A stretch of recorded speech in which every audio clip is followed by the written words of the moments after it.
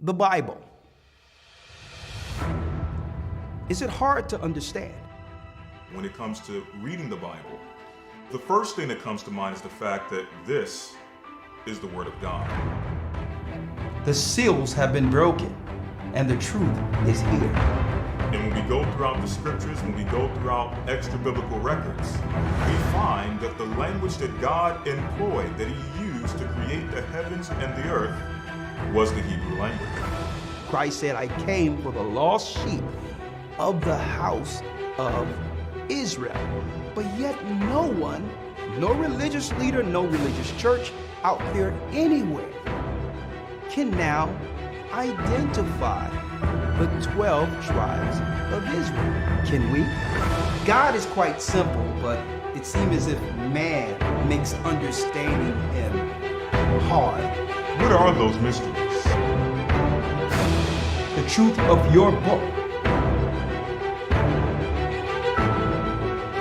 and the truth will make you free. The Hebrew and Bible Academy, you're invited.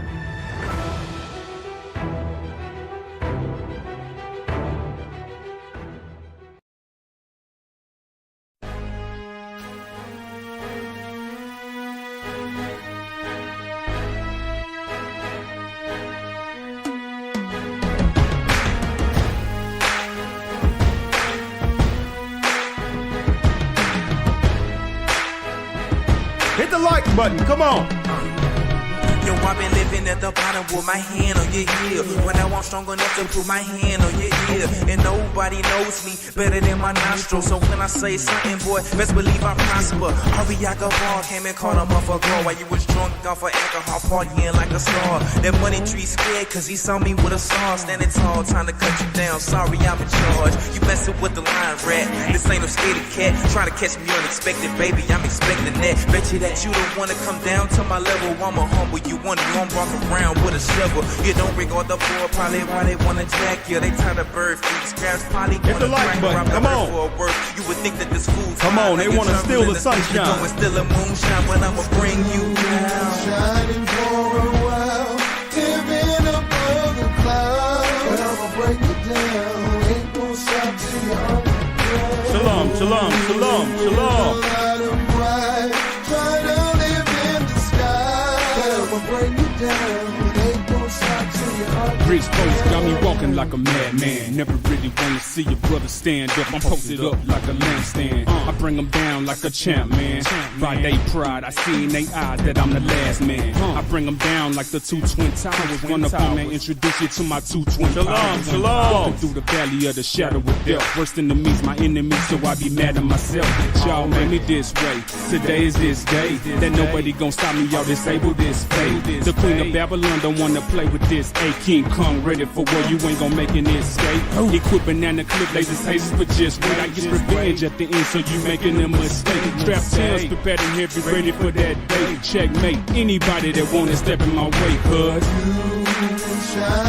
They've been shining for a while, living in above the clouds. The Most High's bringing them down.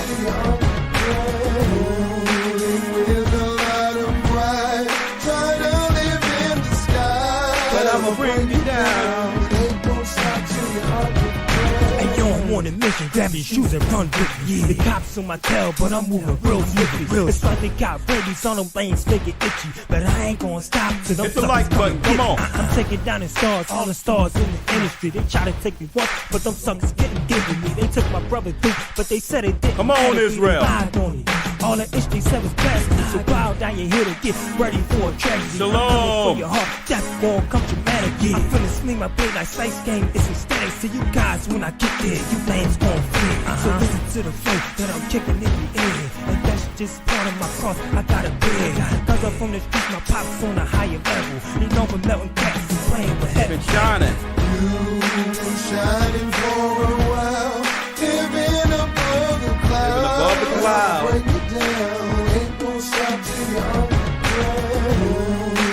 With the light 'em bright, try to live in the sky. But I'ma break it down, ain't gon' stop till you're on the ground. That's right. The Most High going to bring them down. They've been living above the clouds. I'm Elder Ricard Shaw, the Gathering of Christ Church, along with the elders here with our weekly broadcast. Yeah, I thought we would play something a little different, wake you up, get you ready for this particular discussion. As you can see, you can find the phone number there at the bottom, 515-605-9327. And of course, we would like to invite you into this conversation. Who can we trust to the end, or in the end? Okay? Who can we trust to the end? The Bible tells us that we're living into some serious, perilous times. There's a lot going on out there. A lot going on out there. And it seems as if all nations under Satan have taken a side. But yet God's people are under a spirit of, I would say, total confusion to the time we're living in right now. All other nations are rallying in preparation for the end. If not, if you don't understand that, go back to our Sabbath lesson. But brothers and sisters, I'll tell you right now, our people, believers, those who are supposed to be opposing the devil and his system in the last days, brothers and sisters, are ill prepared for what's about to go down outright. So at the bottom line, for those who see what's going on and have prepared and understand what the Most High said concerning his prophecies in the last days, right? What are we going to do to survive? In particular, who can we trust to survive? Is what I want to talk about this evening. Can we trust those in our homes? Can we trust those we're in relationships with? Can we trust our long-standing friendships that were developed since childhood in these last days? Can we trust our own family is the question. Will they help and protect in this day when things break down? Or will those we love and have helped turn on us? Huh? And in order for us to prepare ourselves, we have to ask the hard questions. How do we know if we opened ourselves up, being trusting and loving, to invite others into a circle, and these others will become worse than those we've prepared against? How do you know? Do our circle grow as Christ draws near? Or do we begin to dwindle that circle down to those who we know will be what? Will be a security, a safeguard, a protection in that day, opposed to a liability. Who can we trust? And I'm going to tell you this right now, folks, outright. If you think people are going off right now, where society, individuals cannot trust one another right now, what do you think is going to happen when the reality comes out? That's right, that we're in a serious food shortage, where the population will be out here scavenging for food. When they cut the social programs, and make no bones about it, folks, the more our people begin to wake up and understand we've been used by the political system and decide to opt out, their answer to that is to cut off all all social programs if we don't comply within their satanic political system that have always destroyed us. So what we're putting out here right now, folks, and listen to me clearly, and I'm going to show you what Christ says concerning this above all. That's right. The prophecies, the things that were written aforetime were written for our learning. And the days we're living in was prophesied, where we would have a low value for one another, and especially when it comes to choosing our friends. There will be a low value system. We would choose our friends based on what? Based on, I would say, the view or the care that you would normally have for a friend. And you would choose a person expecting your view of a friend or a loved one, expecting what you put out to be reciprocated. Right? That's what one would think. Well, I'm choosing friends based on the fact that, I know how I am when it comes to sacrifice, putting myself out there for others, going the extra mile, not expecting, listen to me clearly, not expecting someone to do the same, but in hopes that they would understand the value of my friendship.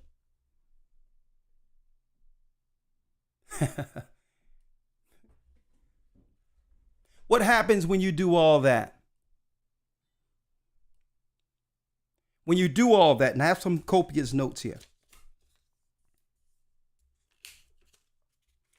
and your friendship becomes a sense of entitlement for those who you have helped, where there's a level of expectation based on entitlement,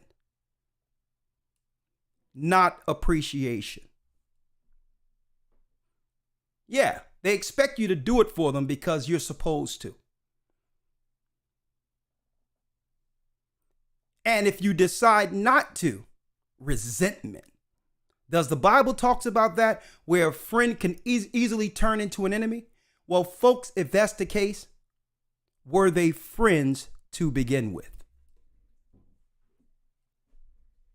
Were they friends to begin with? Were we loving people, sacrificing ourselves? Were we extending ourselves in love? Listen to me clearly, folks. To fill a void,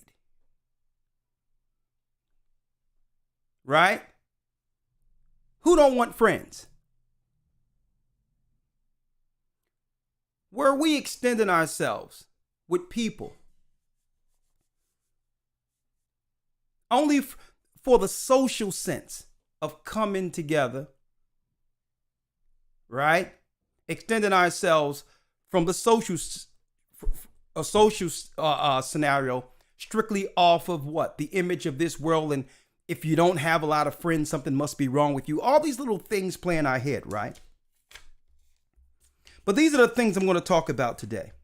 Come on in, hit the like button. You don't want to miss this. Share this with those you love. You do not want to miss this particular broadcast. Number one, and I'm going to go into the scriptures. When it comes to a friend, of course, I have copious notes here. We must beware of those who feel entitled to things they didn't work for. Now, hold up. This is wisdom 101 to understand. And listen, I'm not saying cut people off, but we must prioritize and put people in the places they are according to their behaviors, right? And the Most High told us about this going into the last days. There's going to be circles. There's going to be a lot of things going on with people scavenging. And now you're going to have someone behind in your circle that will implode everything if we don't take our time to understand those who are what? Beneficial in our circle and those who are liabilities. First one, and I'm going to put it out there. Number one, we must beware of those who feel entitled to things they didn't work for. Now, I'm going to show you some scriptures on this. How you have to try a friend. You have to try someone. Now, some people ask me, well, Elder Ricard Shaw, what do you mean try someone? Shouldn't you give everyone the benefit of the doubt? Well, when it says try someone, the Bible tells us that what? Faith without works are dead. Friendship is nothing that someone is just actually entitled to. Right? And I'm going to go into that. Before we expose ourselves, make ourselves vulnerable to a person who would dash us to pieces, who's seeking an opportunity, if the opportunity presents itself to actually destroy you. We wrestle not with flesh and blood. Who should we have in our circles, knowing that soon the door is going to be closed? And through this, brothers and sisters, you must know that the person that you have around you has your back. First and foremost, like I mentioned earlier, we must beware of those who feel entitled to things they didn't work for. That's number one, and I'm going to talk about that in a moment. And we have to beware of those. Listen to this. Now, let me go back real quick. Let me run this back so you can understand what I'm talking about. How do you try someone? Let me go back there to know if they are a friend. You know when you can recognize someone that's in your corner? You know when?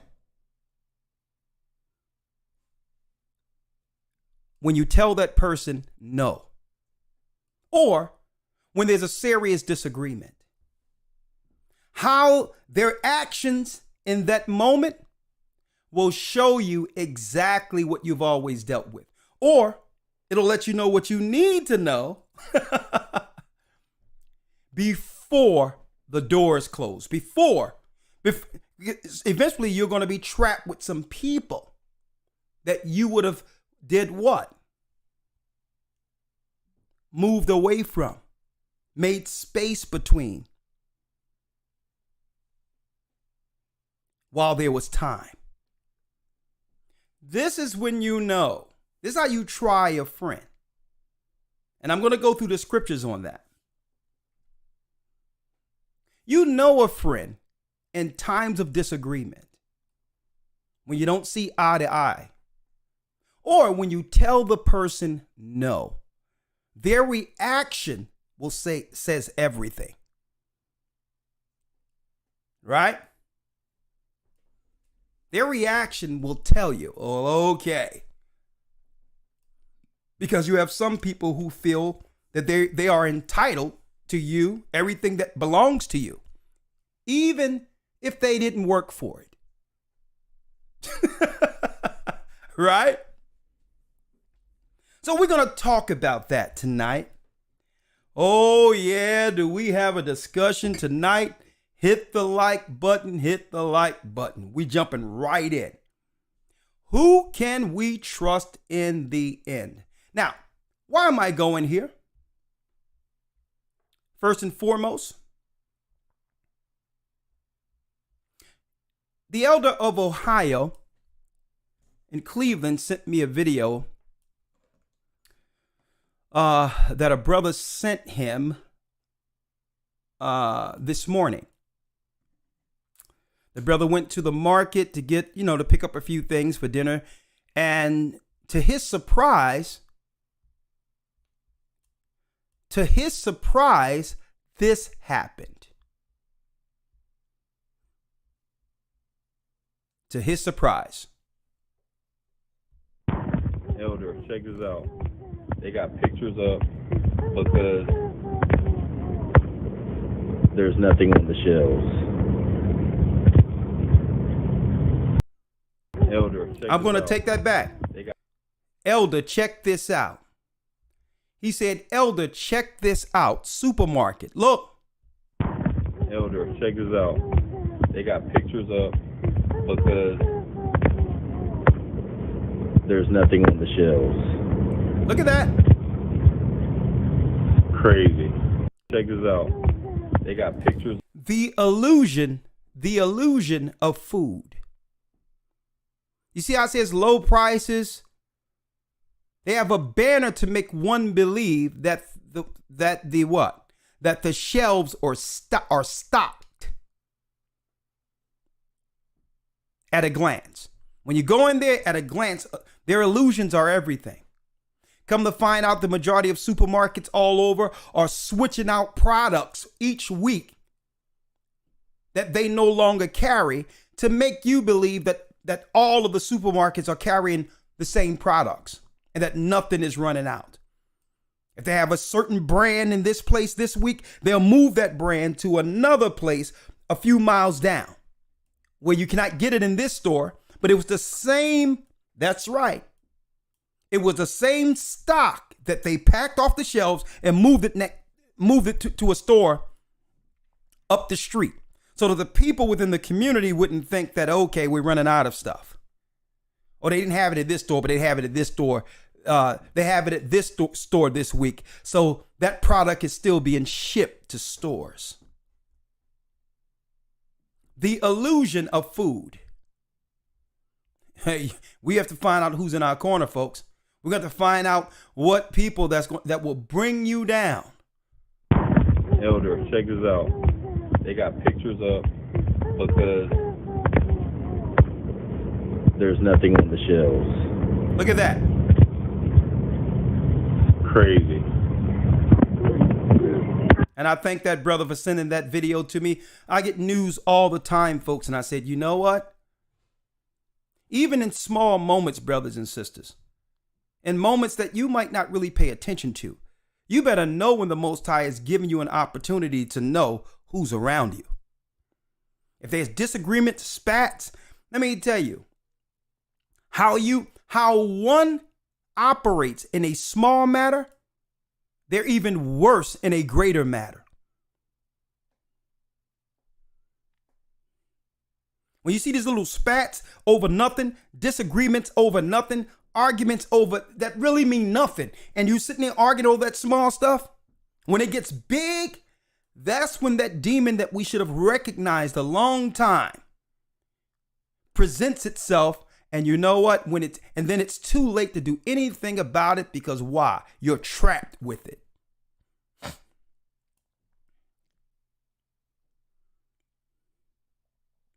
A lack of bread. For the last, 6-7 years, we've been telling people to prepare food, and now here we are. And why did I title it, Who Can We Trust to the End? Well, when resources dries up and the majority of the world didn't prepare, it's going to be pandemonium out there. Chaos.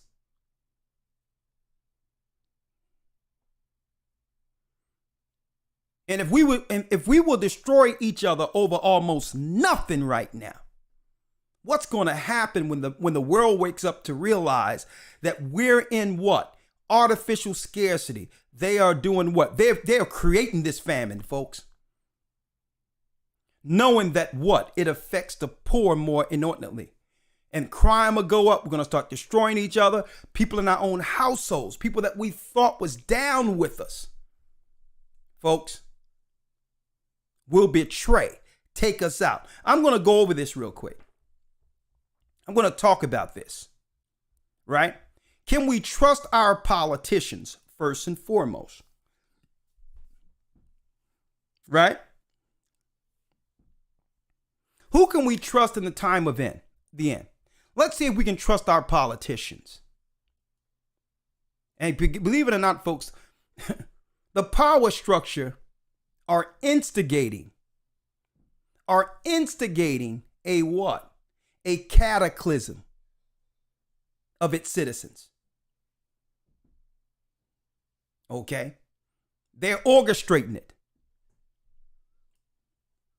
So instead of us, what? Organizing, backing each other, supporting each other in the time of the famine, nah, that vitriol, that hatred, all of that stuff we have one against another will only manifest itself, what? 100-fold. Can we trust the top politicians to the end? Can we trust men? Can we trust women? Who can we trust? Elder Lawyer, I got to bring you in real quick first. Come on. Elder Lawyer, come on in. Come on in, Elder Lawyer. Come on. Hold on. I got to bring Elder Lawyer in. Yes. Hold on. Yes, sir. Shalom. Shalom. I was going to wait, but no, I'm going to bring you right in right now, Elder Lawyer. Right now. Right now. Right now. Let me get this clear. Round of applause for Elder Lawyer. All right. Shalom, family. Elder Lawyer, real quick before I jump in. Yes, sir. I was talking about beware of those who feel entitled to things they didn't work for. Okay? This is how we create what? Grown adults. But these grown adults has what? And what I would call an arrested development. Right. The entitlement of what? Of a child, because they're used to people giving things to them. Beware of those who feel entitled to things they didn't work for. Understand that. And we're in a society that breeds that type of people. People of entitlement believe that someone is supposed to give them something they didn't work for. And then it's beware of those in the space of a disagreement. Listen. Who would meticulously run to your known adversary. Right? Yes, sir. So all the time they were friends, but no soon as y'all have a disagreement, this person runs to the person who they know has a problem with you. So in their mind the whole time, there was some resentment. And I'm talking about two-facedness, right?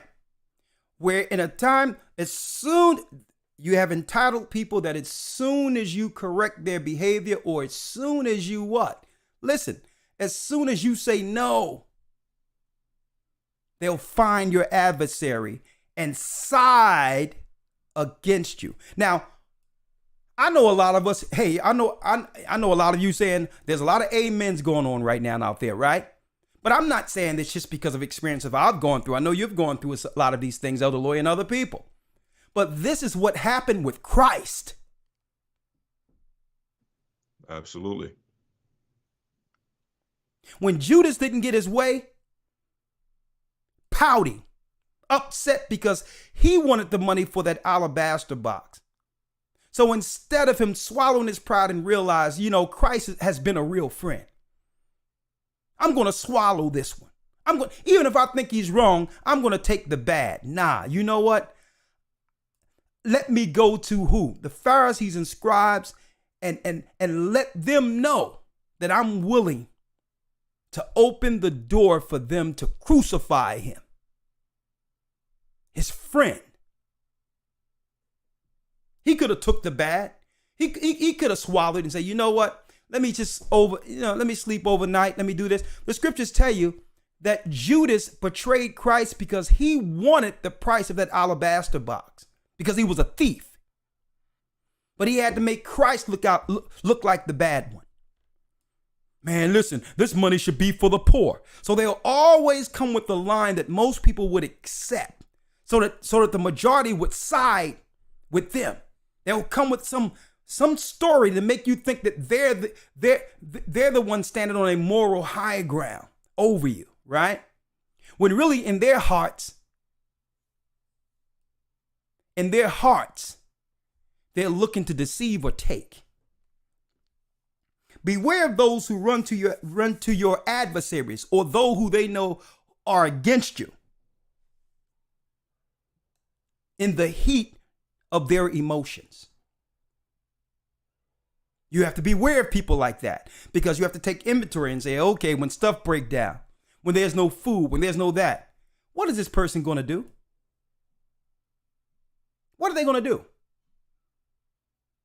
And as soon as you give them what they want, they'll snap back as if nothing happened. Oh yeah, well, you know, thank you. When it was just throwing a grown tantrum to get what they want at any expense. Brothers and sisters, we must be careful of this, and I'm going to talk about this tonight on this program. Right? We're going to talk about this. Elder Lawyer, let's go into the Apocrypha real quick, if we may. Yes, sir. Let's go straight to the Apocrypha, where it says, don't be quick to give someone credit. And that's another thing. We run around, yeah, that's my boy, yeah, that's my girl. Nah, you don't know who your real friends are until a circumstance come in where either of you don't see eye to eye. And it's how you deal with that experience and overcome it. That's developed, that strengthens the friendship. When little spats, right? When little spats and disagreements, when these don't lead to utter breakups and destructions of one another. When the friendship is better down the line because of that disagreement. You should be able to tell a family member, your brother, your sister, your friend, no.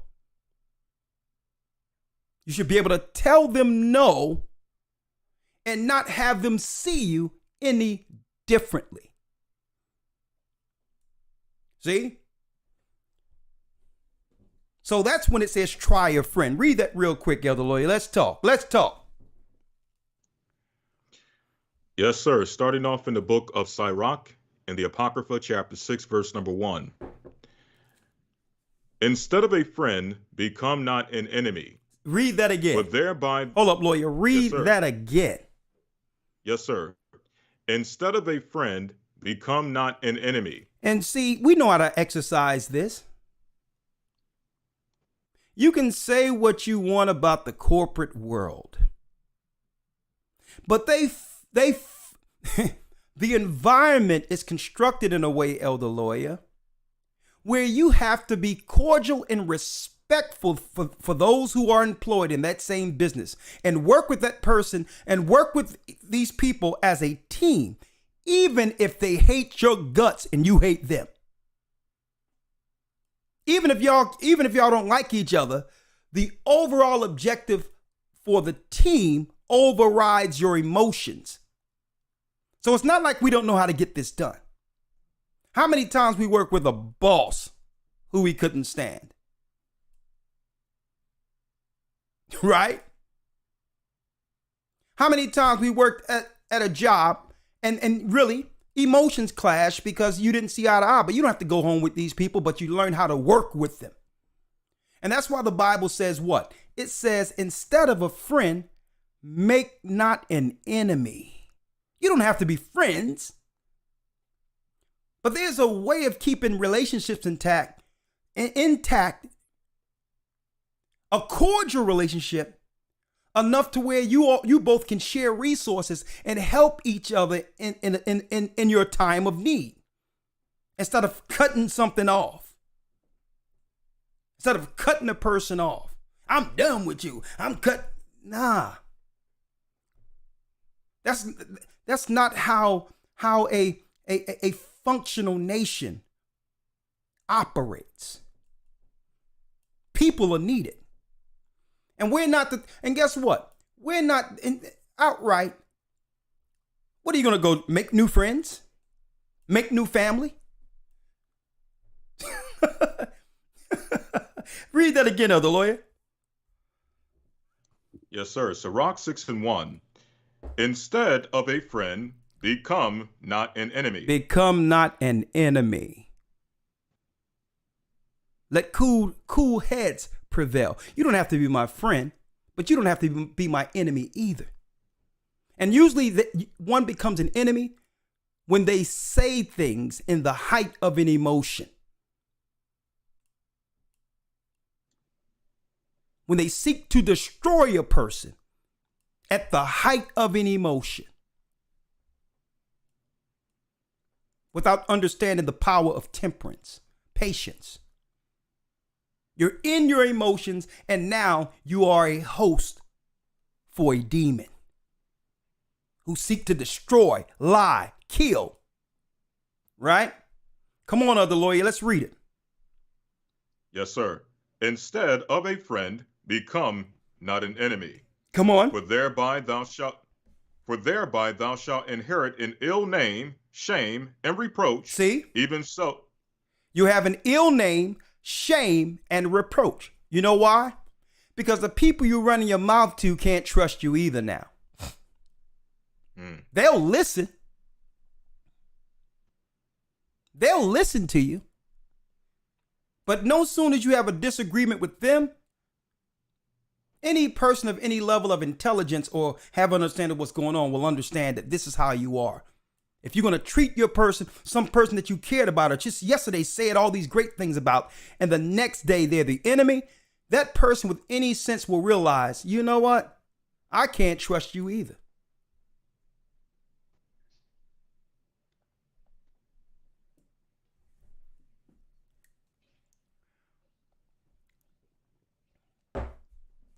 Right?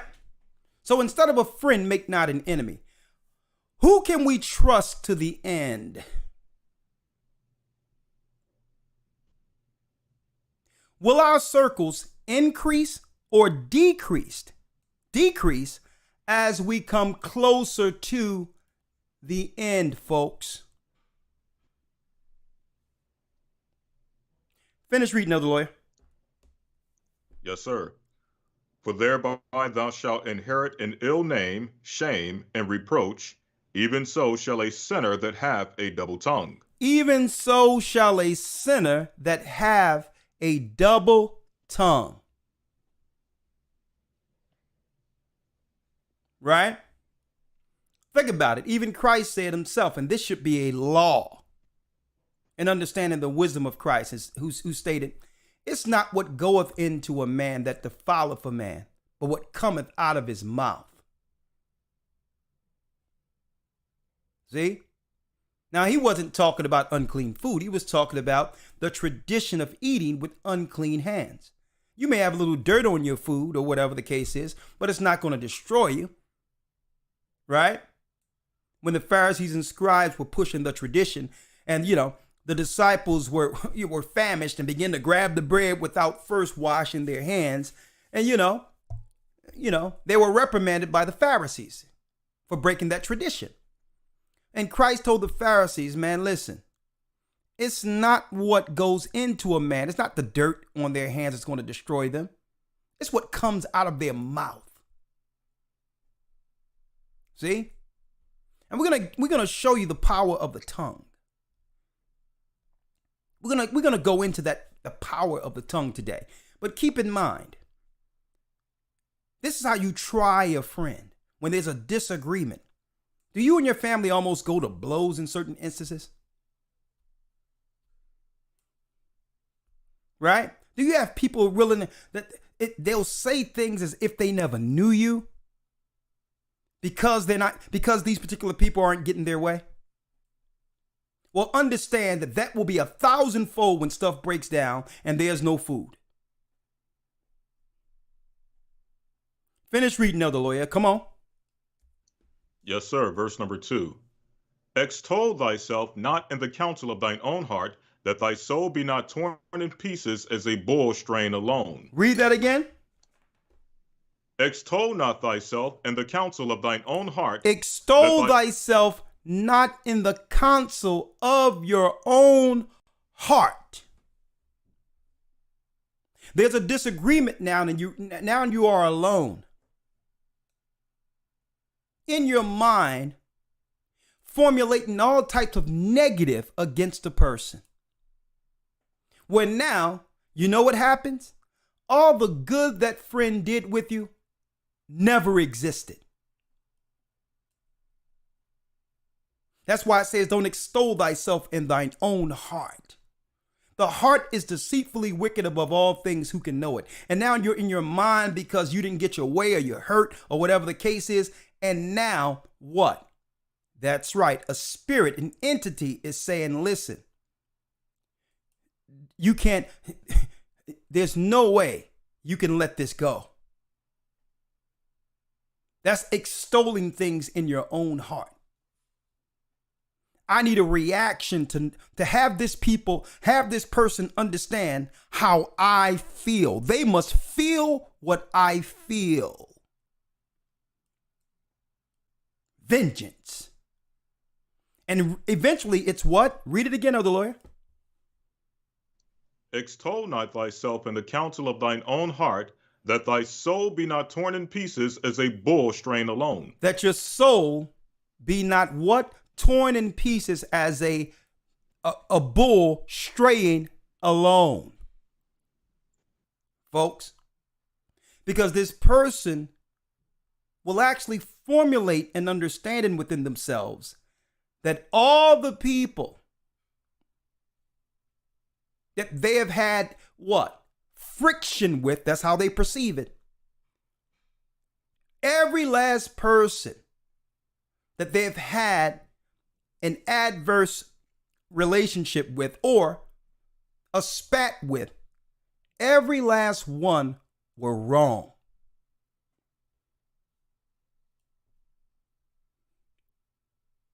And they'll find a way to justify cutting people off to a degree where you're like a bull straying alone, right? And every time, you know how bulls are. They try to break a bull and they get on a bull and they'll try to throw you off. This is what happens with a person, folks, who have extolled thoughts in their own heart and have made everyone on the outside of them an enemy. Why? Usually it's when they can no longer use the person.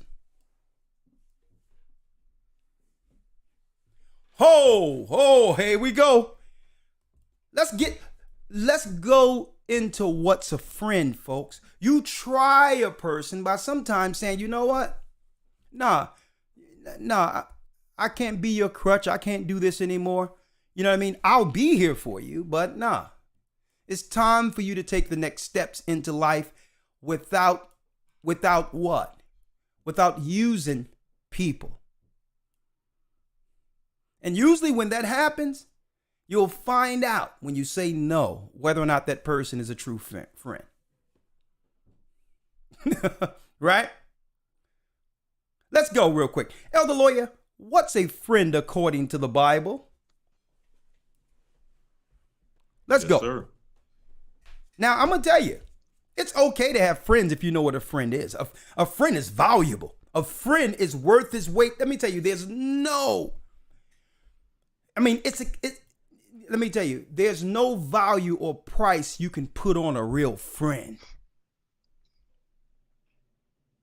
So they're good. But you have to understand what a friend looks like according to the word. Okay. Let's go into a friend, Elder Lloyd. Let's go real quick. Yes, sir. Jumping down to verse 5, Sirach 6 and 5. Sweet language will multiply friends, and a fair-speaking tongue will increase kind greetings. See that? Read that again, Elder Lloyd. Sweet language will multiply friends. Sweet language will multiply friends. And we're not talking about someone who's flattering or someone who's charming. It's talking about politeness. Mm-hmm. A person who's polite, who's not always hard. Every place they come in, they come in with a guard up. Nah.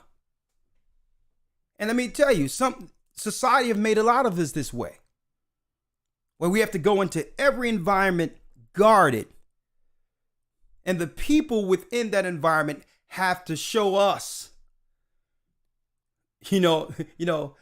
show us how they treat us, whether or not, a guard can be let down. We go in like, and then when the person's nice and be like, well, yeah. No, we should walk into all scenarios as polite people. But you have people out there, I don't owe you anything, and they're always nasty. Their face is always frowned up. It's a spirit. And you know why? Because a lot of people, our people, I'm speaking of believers in particular, folks, have created this entitlement where we will allow people to operate outside of what? Outside of what they claim to believe. You're supposed to be friendly, nice. Doesn't matter what I'm going through. If you see me, no matter what, if I go to the church one day afterwards, I'm setting things up and it's not a facade. Listen, I believe what? We're supposed to give others, brothers and sisters, the gift of being cordial and nice. Come on, other lawyer. Yes, sir. Verse 5. Sweet language will multiply friends, and a fair-speaking tongue will increase kind greetings. And a fair-speaking tongue will do what? Will increase kind greetings. Will increase kind greetings. Some people wonder, well, why when I walk around, nobody say anything to me, or it usually, and some people think, well, because maybe I'm intimidated. No, they must be intimidated by me. Nah. You're giving off something that you don't recognize, something that was developed, and it's really, believe it or not, it's a negative that's been developed, a guard that a lot of us has put out there as a defense mechanism. At a time we didn't want people coming up to us, or we would get what, we would get others compromising our space, or whatever the case is. But then you put on a defense mechanism and keep it there when you go out in public, not realizing it's there. Right? A defense mechanism that we use as a form of protection. More so women have to deal with that than men, knowing that people come up to them, hey, can I pump your gas? How you doing? Every other, I can understand them to a degree, but you have to realize that you wear this as an accessory that you can't see. You use it as a defense mechanism that you can't see because you're used to operating like that, used to walking like that. But others can see it in front of you. They can see it in you. And you wonder, why nobody say hi to me? And it's what you're giving off. Read on.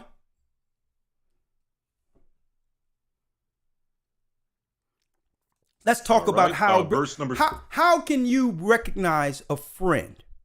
And I'm not saying make an enemy, folks. And a lot, it's not that cut and dry.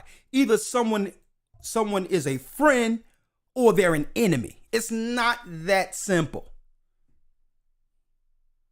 You can have a person who's not your friend, but they're not your enemy either. Right. But the mistake we make, anyone that's halfway nice, we put everyone in the friend zone without trying them. Understanding who to pick amongst those in our proximity who will be an asset for protection in that day of trouble when things run out in the end. Who would you rather be in a room with or in a community with when it all breaks out? So anyone that's nice to us, we put them in the friend zone. And it's not. They don't have to be a friend. But they don't have to be an enemy either. And this is what we do. We either put them in one category or the other. When the Bible is, who can we trust to the end? You must understand what a friend is. Okay? Let's read it. Yes, sir. Verse 6. Yeah, it's not just black or white. Either they're down with me or they're my enemy. Okay, and even Paul says, that we can be no longer like little children. When he was a child, he thought like a child. He acted like a child. But when he became a man, he put away childish things. It's talking about how you think. Right? Come on, other lawyer.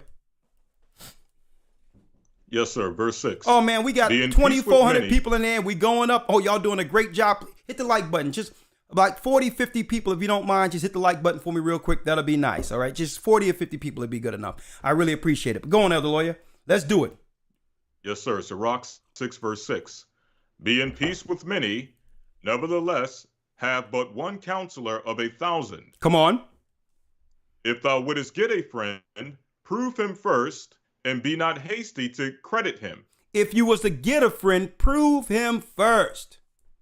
And I'm not saying when you meet somebody, you have a bucket list and all that other crap that people do to try to see if they're down. Nah. This isn't a calculating or trying a friend for your circle.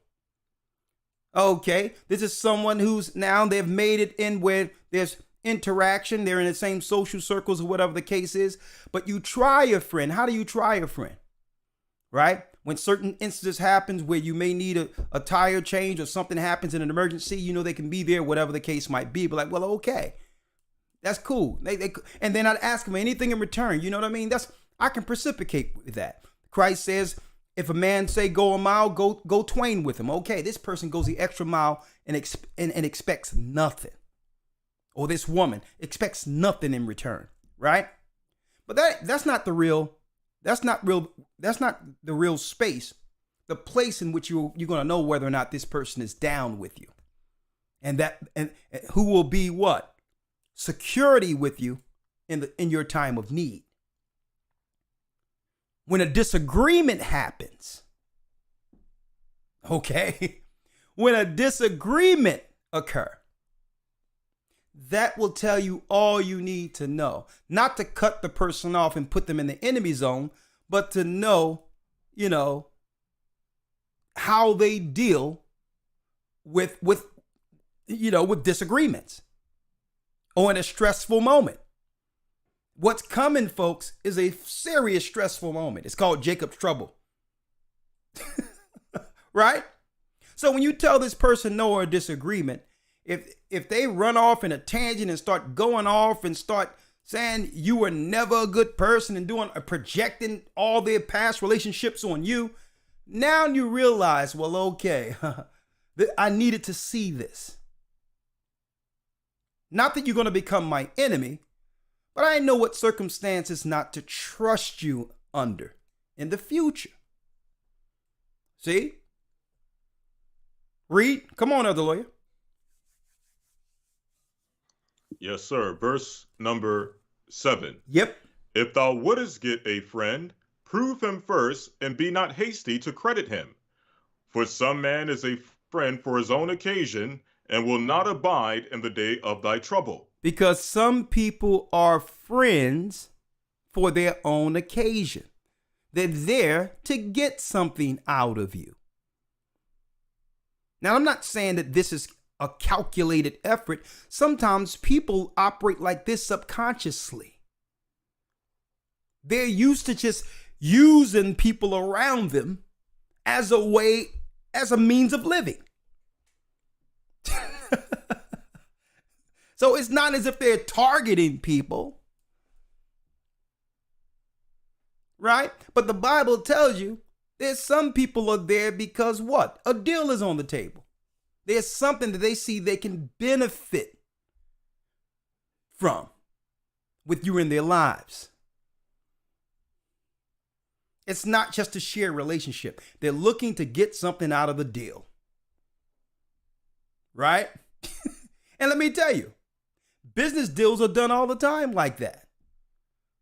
But there's a difference between a business partner where you both agree what you're getting out of it. That's right. And a friend. And you must know the difference.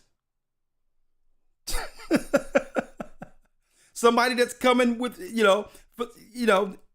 who knows? Maybe you have, let me give an example that we can all agree with here, right? Where, we have a PG type situation here. Understood it? Is it Bible? Here's a situation people can understand. All right, okay? You have an orange tree on your property, and that's right. They want to open up an orange juice stand. Okay? Let's put it that way.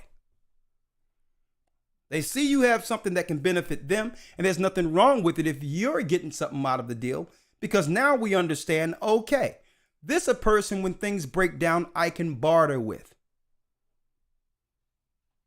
That's not my enemy. They're here for an occasion, but if I understand that, I can set the parameters on our relationship that can benefit both of us down the line without trusting them into my circle. See? Come on, other lawyer. Give me some wisdom in here tonight now. Stick with us. Come on. Yes, sir. Sirach 6 and 9. And there is a friend who being turned to enmity and strife will discover thy reproach. There is an enemy who sits around quiet, collecting a what? A negative dossier against you because they're envious. And what you believe, what one might believe yourself is casual, innocent conversation. They're looking for weaknesses in you. Okay? They're looking for something they can use at a later date to destroy you. They're looking for an occasion. Okay? There's people like that. Read it again, other lawyer. Listen to me clearly. Yes, sir. Again, there is a friend who being turned to enmity and strife will discover thy reproach. When they get upset, all those casual conversations that were nothing but friendship conversations, they're all going to be brought up, what? In a negative light. I always knew you was like this because when you said this and we was at this place and you said that, you're going to find out this person was keeping a tab on everything you did. Why? Because they viewed you negatively. They were an enemy who resented you. But your naivety or giving someone the benefit of the doubt overshadowed what you should have been examining. They were resenting you the whole time.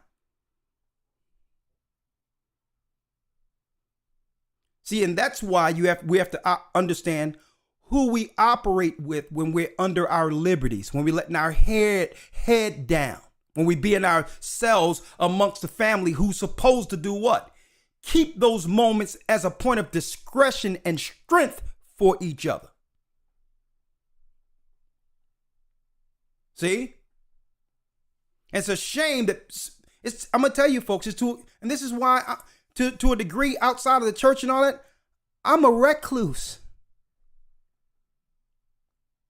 You have to almost make yourself a recluse because people are looking at you and you hope that they can honestly see you for who you are without them, because they're thinking it's an angle somewhere. Okay? You can be talking to a person, they smiling and all that, but yet they resent you. Now, some people might ask, well, I don't want to think this of people that's in my circle. Who do? Who does? So how do I know the difference? And I know that question will come up too. I don't want to look at everyone as a potential enemy or spy that's looking to destroy me. That's not living. So I'm going to be myself. I'm going to be who I am Especially when I know that there's no ill intentions against other people, but I'm going to be wise concerning who's in my circle and who's around me. So some people might ask, well, how do you know when a person has a propensity to turn on you, right? Listen, here's the wisdom, folks. Come on. I know y'all seen that title tonight. Who can we trust to the end? I know y'all was like, oh, this is gonna be some. We're gonna deal with some juicy content tonight on the righteous side. You're gonna have the wisdom to know. And if we had this wisdom coming up, growing up, and at one time we did, folks. You have that guy sitting on the step, he's watching everything. Or a guy around the corner. I remember this dude named Steve. No, his name was Stephen. Growing up in Philadelphia. There's another dude named Bob. When I was on 15th and Diamond. These are the guys who would pull you to the side and say, yo, June, not her, okay? Or not him. This guy been casing you for the last 2 weeks. All right? I stepped to him and said, listen, not that young boy. You ain't going to do nothing to that young boy because why? He's going somewhere in life. They was going to try to set you up. We used to have people that looked out for us in the hood who we didn't even know was looking out for us, folks.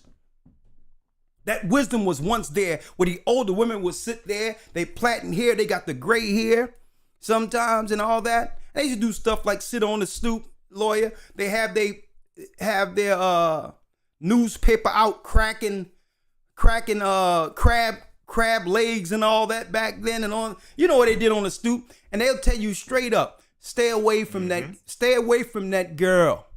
Or stay away from that guy. That guy's going to jail. He's destined for jail. And don't you know, folks, 2 or 3 weeks later, where's that same person that they warned us about? In jail. And no one is surprised they locked up. We used to have the elderly look out for us and be in a position as overseers to protect the children, to protect those who were coming up who were naive. And it taught us how to view things. But it's a bad case in our society now because we got the older crowd, our elders, outright, not all, in our church, they're outstanding. I'm talking about in the world in general, who's trying to compete on the level of the young people. No one wants to grow up anymore and be the watchman and be the watchwoman over a society. Everyone wants to be, at an arrested development, afraid to grow old and be the wisdom to actually navigate our youth. Y'all don't hear me today, man. Come on, let's go. Come on. Yes, sir. Verse 10. Again, some friend is a companion at the table and will not continue in the day of thy affliction. That's how you know if this person was a friend or not. They're only there when there's something for them to benefit for. When there's a benefit there. Read it again, Elder Lawyer, chapter and verse. And see, it's a shame they took this apocrypha out of the Bible. This is the wisdom we needed in the Christian church, folks, growing up. Instead of just learning through experience. And that's the best. Sometimes we fall to learn. And it's good if we've learned from the experience, the bad experiences, not to repeat them. But it wouldn't have been better if this was being taught from the pulpit? Right? Come on, Elder Lawyer, let's go. Yes, sir. Verse number 10. Again, some friend is a companion at the table and will not continue in the day of thy affliction. That person will not continue in the day of your affliction. That means when you're going through hell, when you need them and after you've been there for them, guess what? These people in the day of distress are nowhere to be found. And they'll duck you on purpose, knowing they heard about what happened with you. They'll duck you on purpose. Oh no, yeah, I mean my ringer was off. Da da da da da da da da. They'll duck you. In your time of need, they're nowhere around. But you know what? As soon as you get out of the jam, guess who's coming around the corner? Soon as you're out of the jam, here they comes. You know why? Because they were viewing the circumstance the whole time.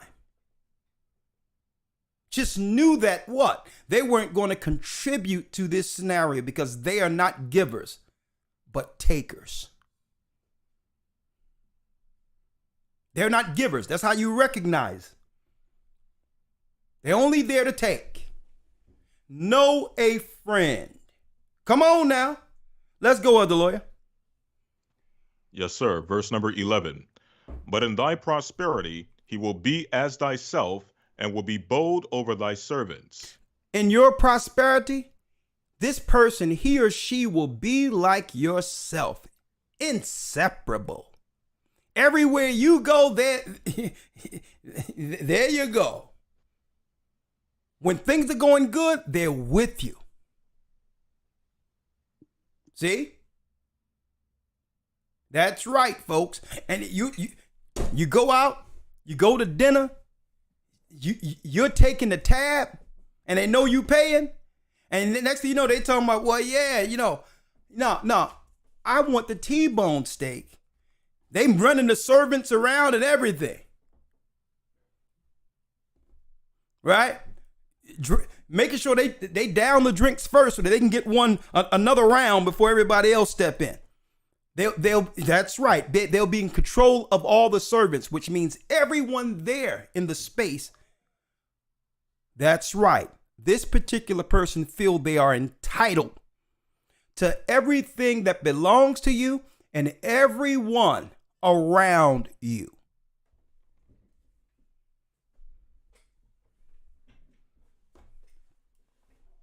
Okay?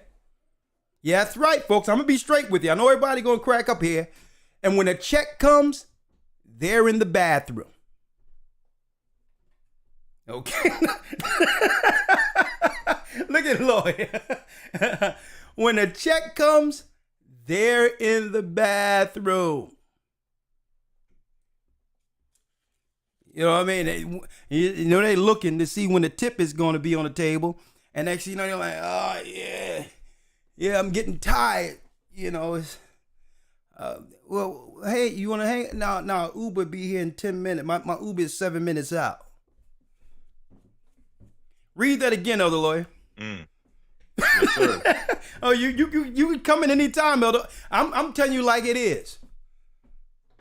The scriptures breaks it down. These are the people that's going to sell you out when everything breaks down. If you don't recognize who these people are and prioritize where they should be, they're going to be right in your space in the time of the end, compromising everything that you have worked for.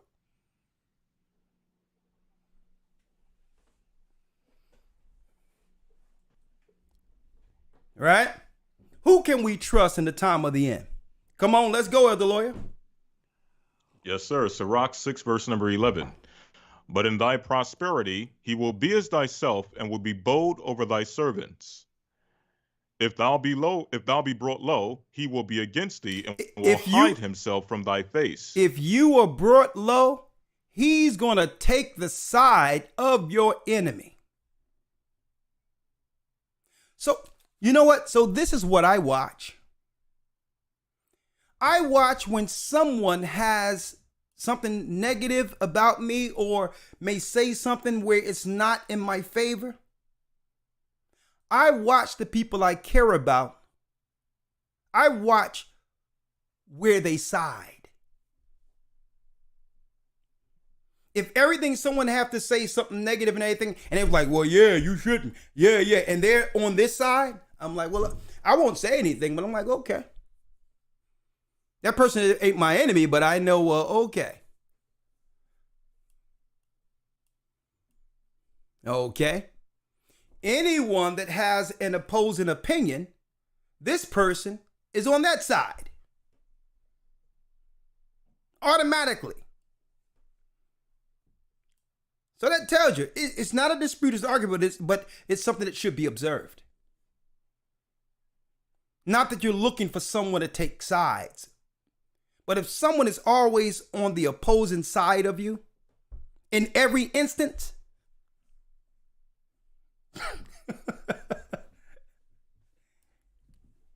here's some wisdom, folks.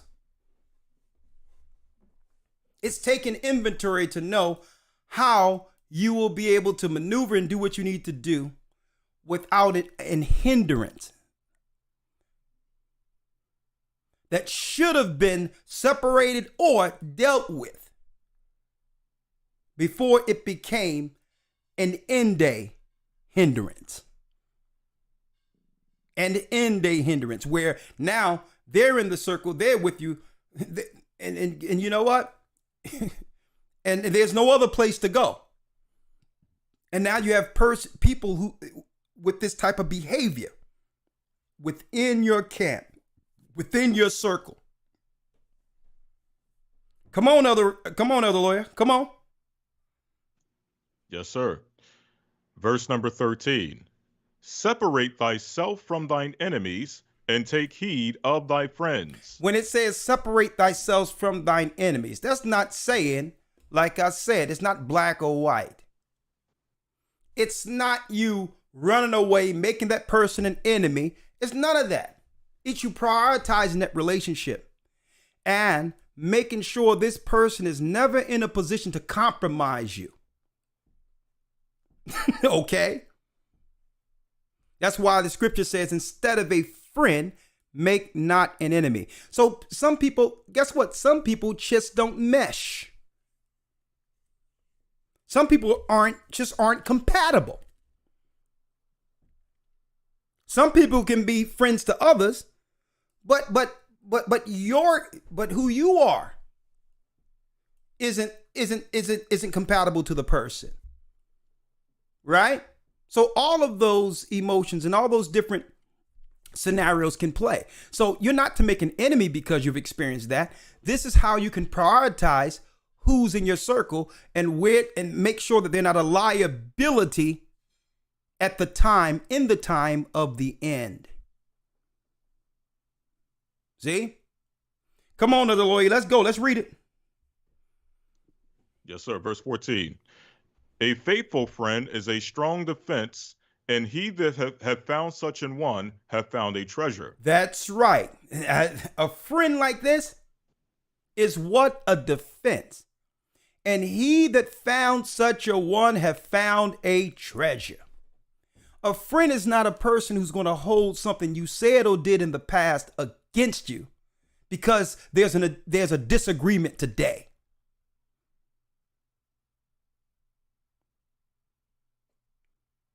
When a friend say that they're going to forgive, when they say, I forgive you, it's an honest forgiveness. Okay, it's an honest forgiveness. When they say, when a real friend say, I forgive you, or they'll let you know. A real friend will tell you, I cannot forgive you. Because the Bible says rebuke, and if thou repent, then forgive. You have to apologize. There's steps that have to be, that you must put in place for me to forgive you. But you're going to show me that you understand the pain that was caused. You're going to repent, and then I'll forgive. Even Christ says, rebuke. That's letting someone know what they did wrong. And if thou repent, forgive. A real friend is not going to just let you off the hook on that because what? I said I'm sorry. Nah, you're going to have to articulate what you did and why you did it. All that saying you sorry without going into the actual offense is disingenuous. A real friend is going to hold you to task. They're going to say, you're going to need to articulate how we got here. You're going to have to be able to express it and illustrate it. Okay? Where it's not me telling you what you did wrong. You were able to do some self-examination along with valuing our relationship. And at that point, when you tell me what you did wrong and why you did it, I'll forgive you. And if you start pointing to me and say, well, I did it because you, well, nah, that's not going to work either. Separate me out of it with your actions to tell me exactly what you did and why you did it, and I'll forgive you. If you're projecting that I did something that, that led you to offense, that's right. That's you absolving yourself in an instance with two people. If it goes back on the other person, you're not really sorry. So a real friend is going to hold you to task. See? Because a real friend are valuable. They understand how valuable they are to people. They love hard, they give, they don't ask for anything in return, and the last thing they need is what? That's right. Someone who doesn't appreciate a friend.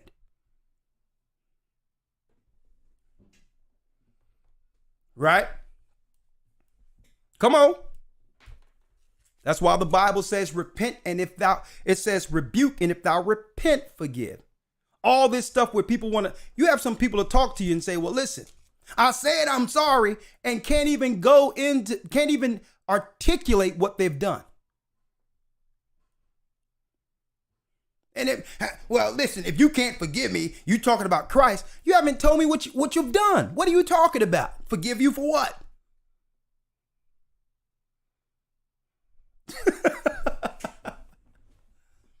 Because if you can't articulate what you've done, there's a great, you know what? There's a high chance we'll be here again in a week or in a month. There's a high chance that we're going to go through this discussion again, and we're tired. We can't do this anymore, right? Come on, other lawyer, let's go. Yes, sir. Verse number 16. A faithful friend is the medicine of life. A faithful and they that friend fear the Lord is a what? In fact, verse 15, nothing doeth countervail a faithful friend, and his excellency is invaluable. And his excellency is invaluable. Now, there's a lot I want to talk about friends real quick, right? But jumping right in. Okay, thank you. Y'all doing a great job on the likes. I really appreciate that. Jumping right in, brothers and sisters. Jumping right in. Who can we trust to the end? Can we trust politicians? Can we trust the people in our circles? Can we trust family? Well, we're going to have to figure this out quickly. I'm going to tell you right now, we're going to have to figure this out immediately because why? I'm Ami Horowitz, and I'm here in Berkeley. I'm going to pull this up. We're going to have to figure this out because obviously, eventually, people will be moved into their own, that's right. Listen to me clearly, folks. Into their own circles. Okay? Into their own circles. And I'm going to tell you this right now, folks.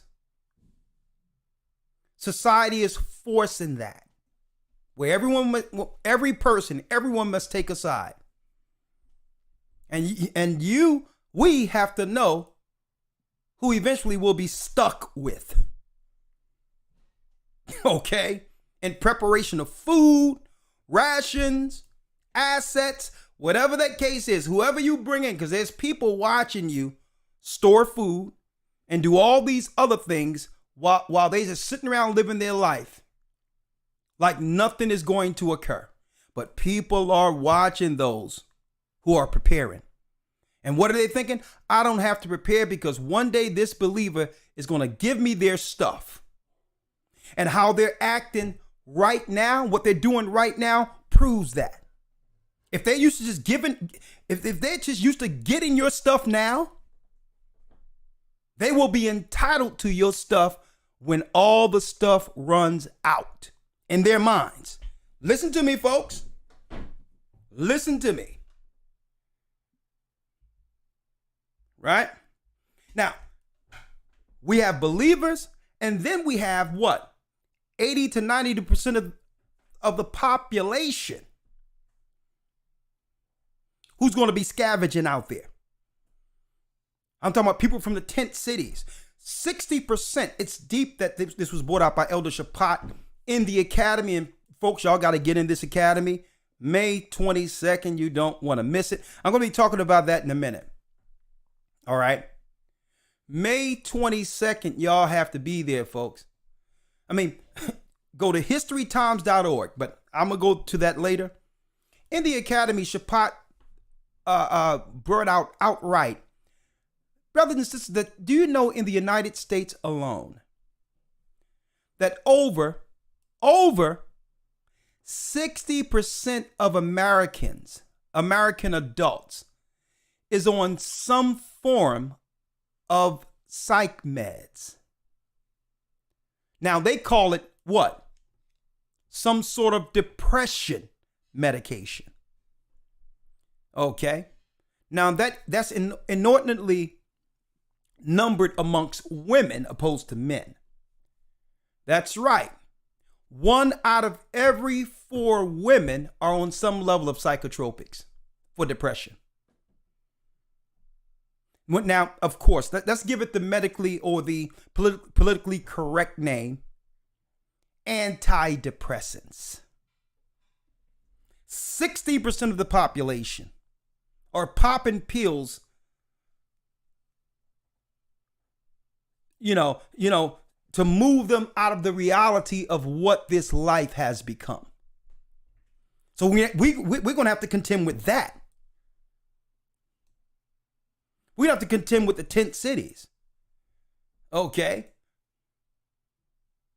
And we have to contend with a community that was taught to not value life. I'm going to go there. Proverbs 29:1, Elder Lawyer.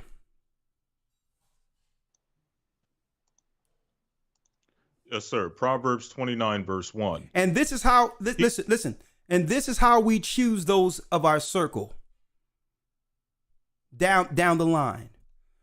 Another thing clearly is what? That's right. You must take inventory of people who scorn or who do not like to be corrected. Where you know that it's a conflict if you were to correct them. Take inventory of what we're saying, folks, right now, because it may seem small, but what's about to break out soon? When the reality of the life we're living in and the outcomes that came from these gas prices skyrocketing and really food isn't getting to the markets. I'm going to tell you, folks, take inventory of people right now. Especially a person who becomes an enemy after correcting that person.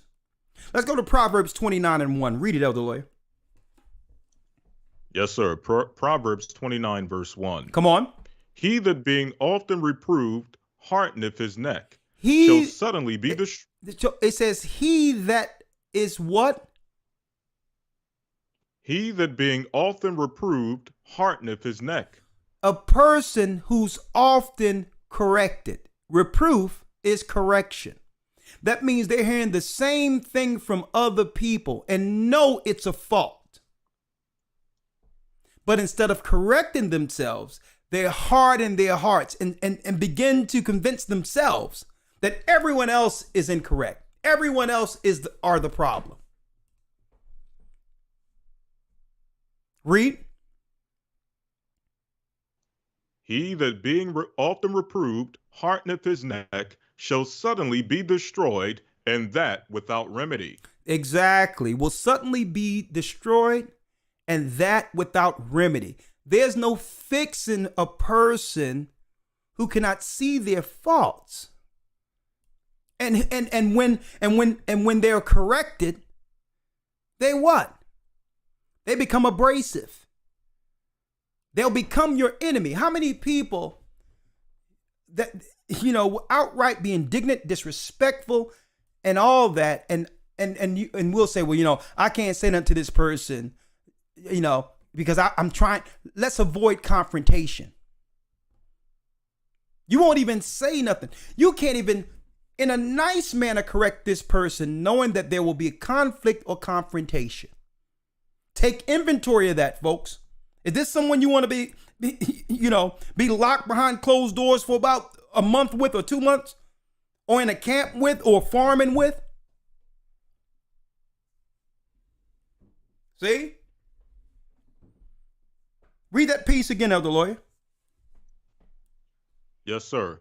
Proverbs 29, verse 1. Yep. He that being often reproved hardeneth his neck shall suddenly be destroyed, and that without remedy. And that without remedy. If you don't take inventory of this person who become an enemy, after correction, you know what? Guess they're going to be destroyed. But guess who's going out with them? Those who are around them.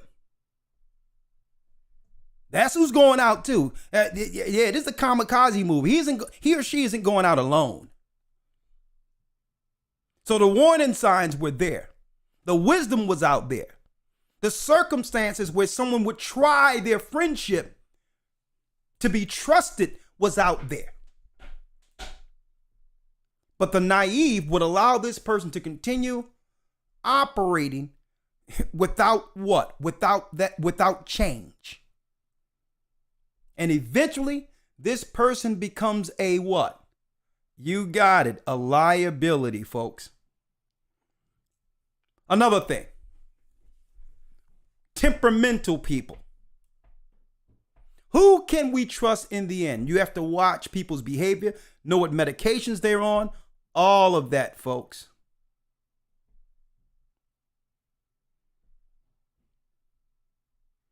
And when we meet people, if you're going to meet new people, you have to ask the hard questions. What medications are you on? First and foremost, do you believe in the Most High? All right. Now, I'm not in the position, I'm not looking, I'm not in this world, we're in the end of the world. I'm not out there looking for new friends. Right?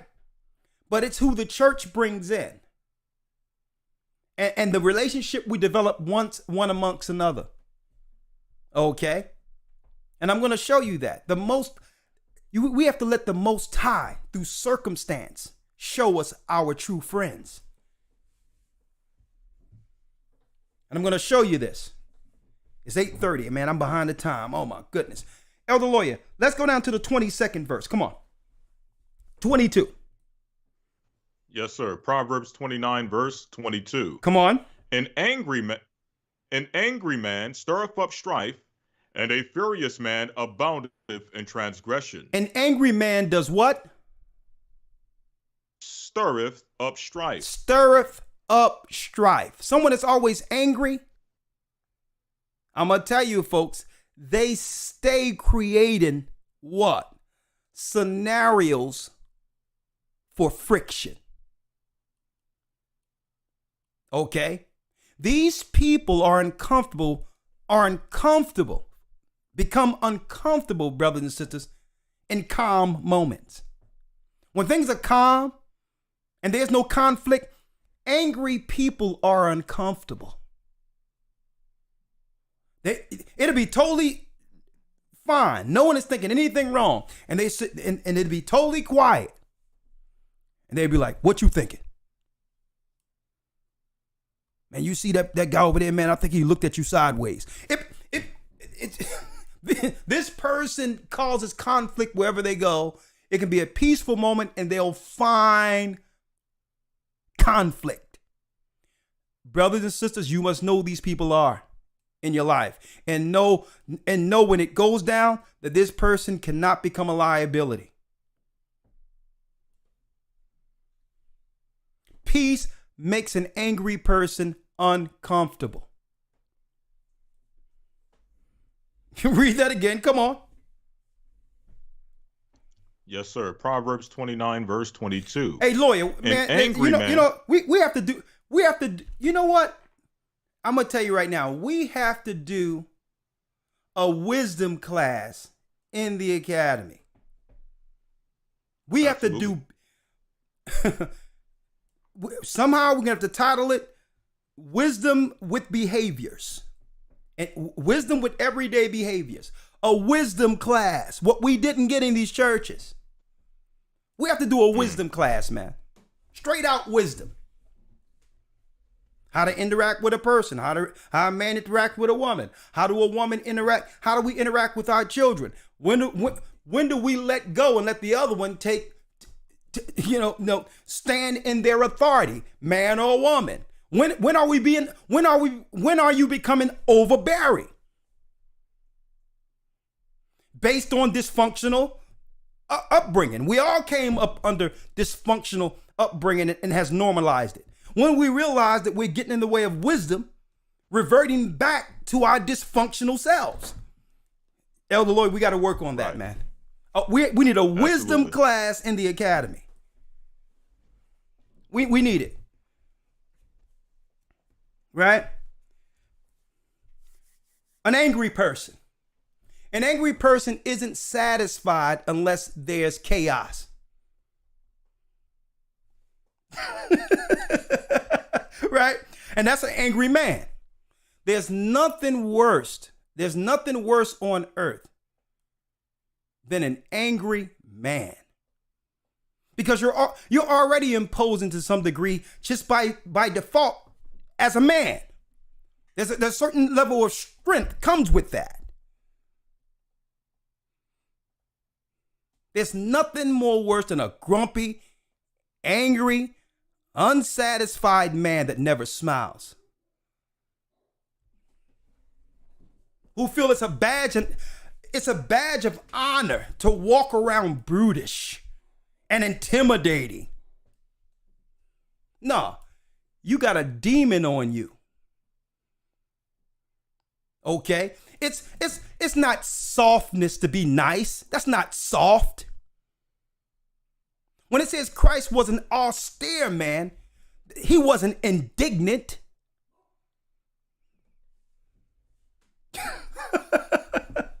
Right? There's nothing worse than an angry man. But you know what? What about an angry woman?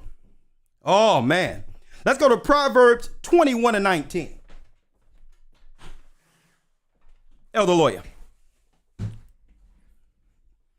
Yes, sir. Proverbs 21, verse number 19. Come on. It is better to dwell in the wilderness than with a contentious and angry woman. It's better to be out in the forest. Make yourself a hut than to be what? It is better to dwell in the wilderness than with a contentious and an angry woman. Than with an contentious and angry woman. Oh, yeah. It'll never end with an angry woman. Yeah. It's best if you went out and actually built yourself a hut in the forest than to live or to be amongst women who are never satisfied, contentious, privileged, unappreciative. Every place they go, they pointing out, oh yeah, I don't know what she doing. She shouldn't have wore that today. Man, what you gonna do with yourself? And every place you go, she got her mouth frowned up to the point where what? Exactly. It becomes a mold. That's right. The frown becomes permanent, even when she isn't frowning. She frowns so much that the wrinkles have indented itself within her face. And even when she looks straight, you can still see the frown.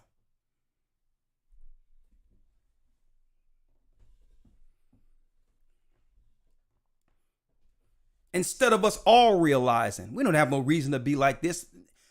Guess what? No one is better than another person. All of our righteousness together is as filthy rags.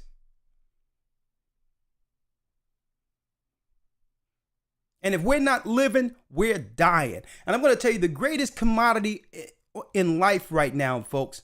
Don't let people tell you that money is the greatest commodity. Money is a defense. Time is the greatest commodity.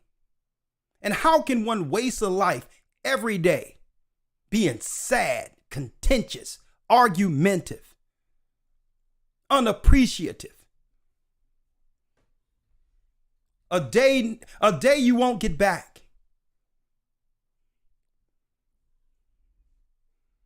What's wrong with giving? What's wrong with, even if you're not giving people anything, what's wrong with giving people what? A smile, a good experience.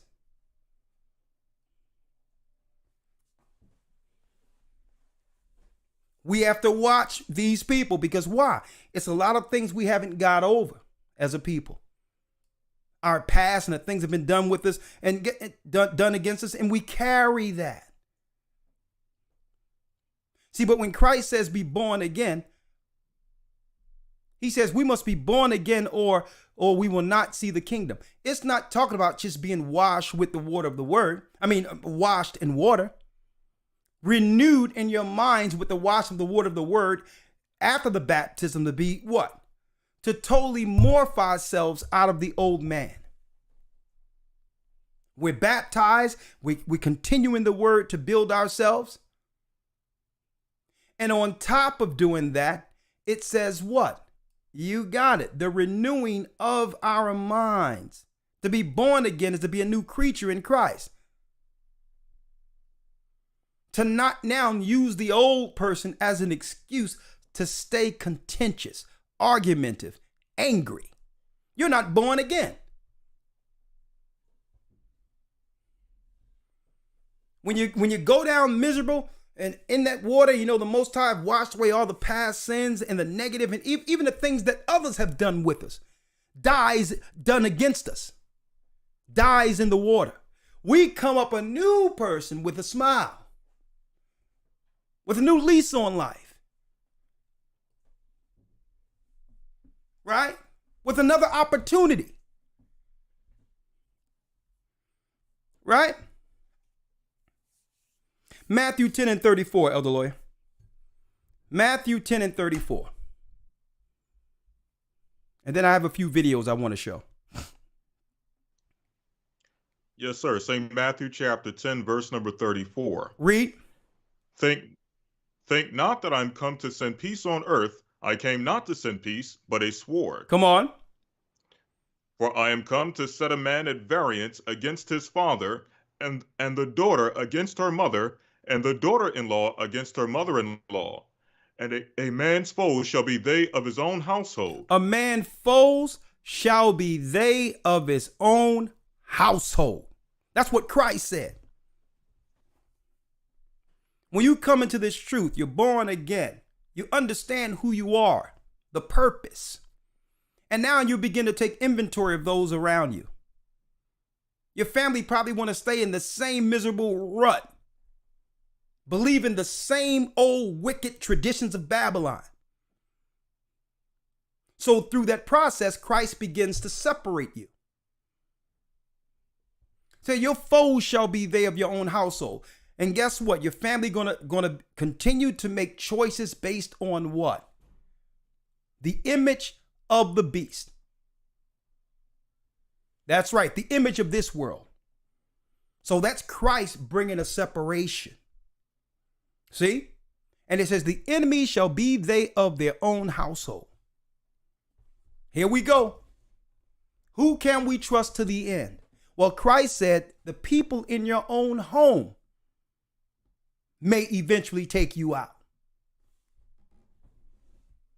Why? Yeah, that's right. We wrestle not with flesh and blood. You don't see eye to eye. They believe everything the law of the land is saying, and you're saying, well, listen, I'm going to measure all of my decisions through through the Most High and his word first, including you. Including you. I'm not going to judge you, but I'm not going to let this spirit that's still, listen to me clearly, we have received the gift of the Holy Spirit by making a choice. But we're not going to let some old demon that's operating within our loved ones destroy the purpose. And that's why Christ says, what? Think not that I come to send peace on earth. I came not to send peace, but a sword. The enemy shall be they of your own household. When you learn this truth, understand they'll look at you as what? A new creature. A family member they weren't raised amongst. They don't know you. They don't know this new person.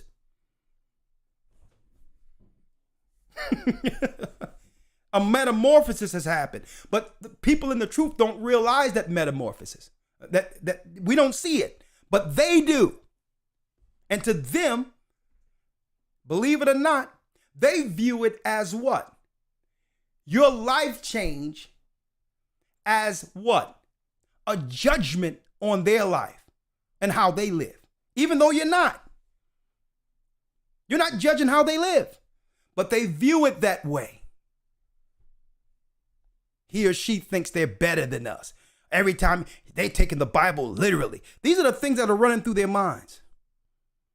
They seen that crap online and now they're brand new. That's right, we're brand new.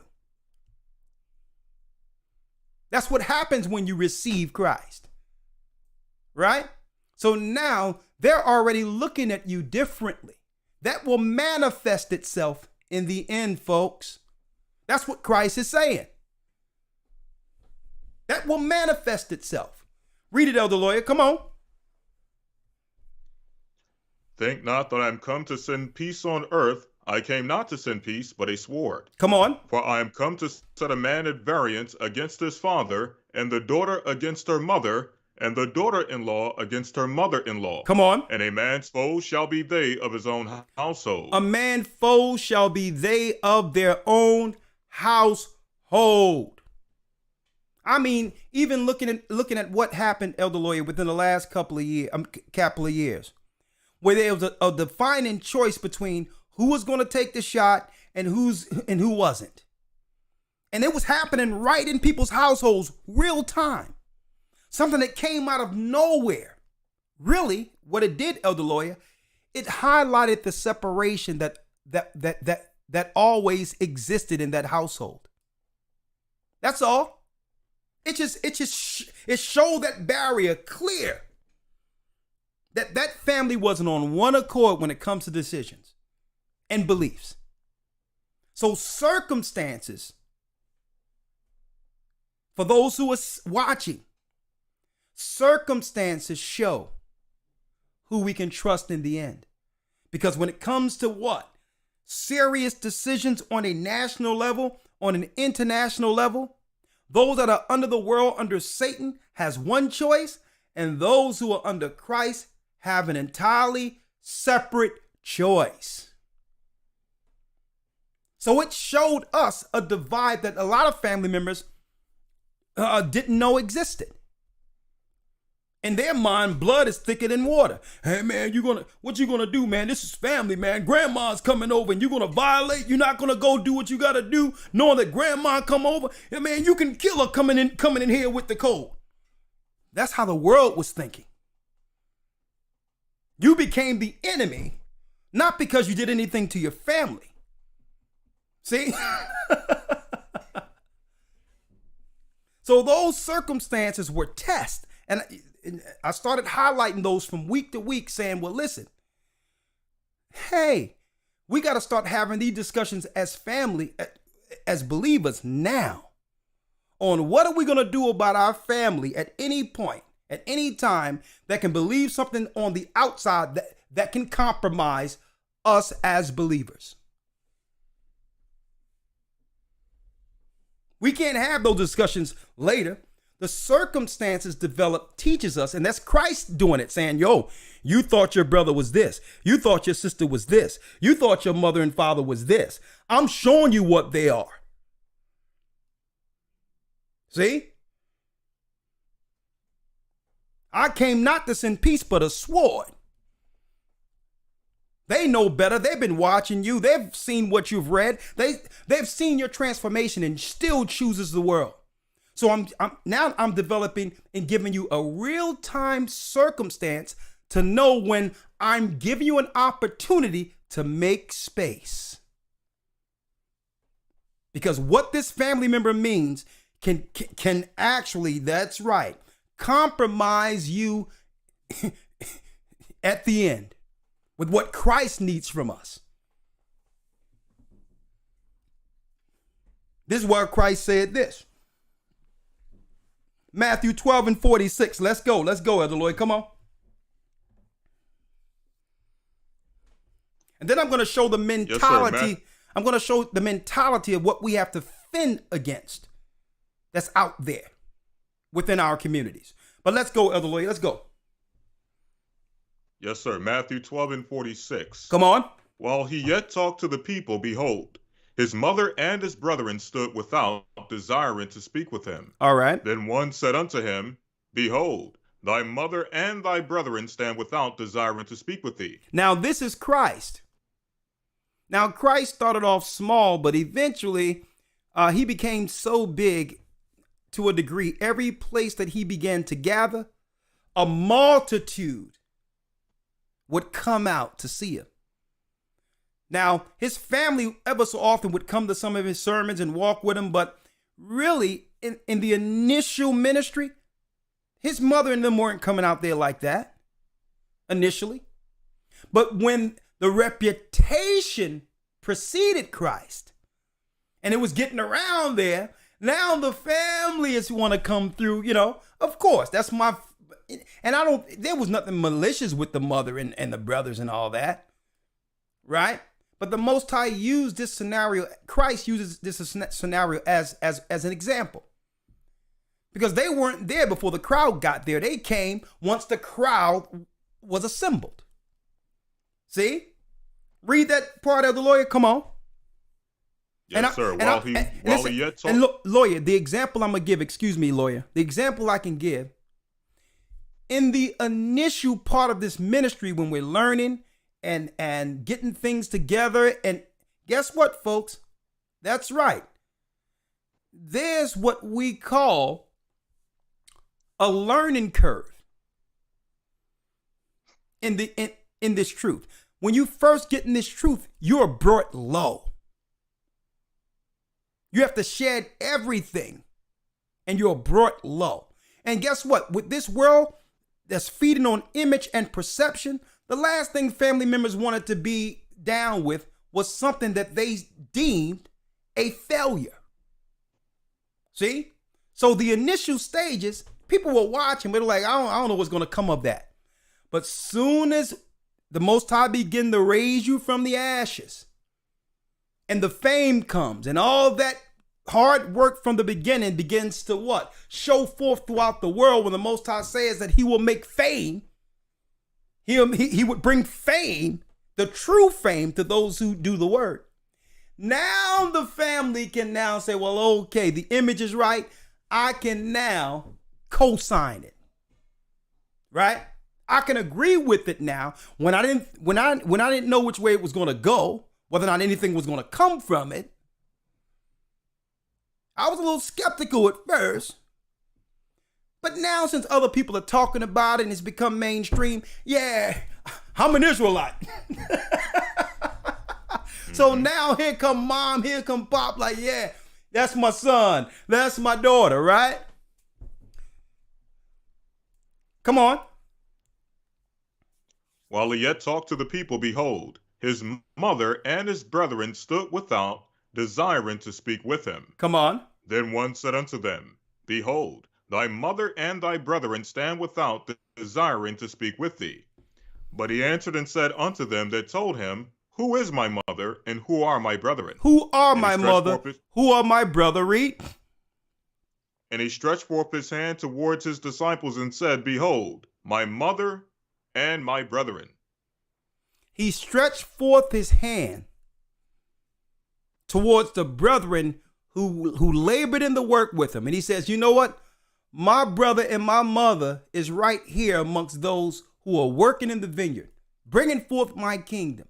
My disciples, these are they I'll pray for, and these are they who will do what? Bring forth the ministry that can change and that will change the world. Those are in the work is my family. That's the circle that the Most High have developed. Because why? Within the family, within Christ's family, there's accountability. Starting with what? Now, what one does with that is on them. But the accountability comes from the beginning when you go to the water to be baptized, to ask the Most High to forgive you from former sins. That comes with an agreement. So now we can hold each other accountable based on what? A unified doctrine, a unified belief. And that's why he says, my family is those on this side is doing the work. Finish reading, Elder Lawyer. And he stretched forth his hand toward his disciples and said, Behold, my mother and my brethren. My mother, and it says he that do the, finish reading. Verse 50. For whosoever shall do the will of my Father which is in heaven, come on, the same is my brother and sister and mother. Those that are doing the work and have done the spiritual sacrifice for believers like us are my what? Are the same is my brother and sister and mother. And this is not to say that our blood family isn't our family. They are. But we have to understand there's a difference in family. Those that have been fused through the Spirit of Christ and those who, just through carnal family. There's a difference. And that's why Christ said, well, no, my family are those who have chosen the kingdom. And it's not to say that what? I'm renouncing or going to become something negative to my physical family. But I have to understand these didn't make the choices I made. They have a different objective. And because of that, we cannot allow them to compromise the walk. We have to know who to trust to the end, even above our what? Blood relatives.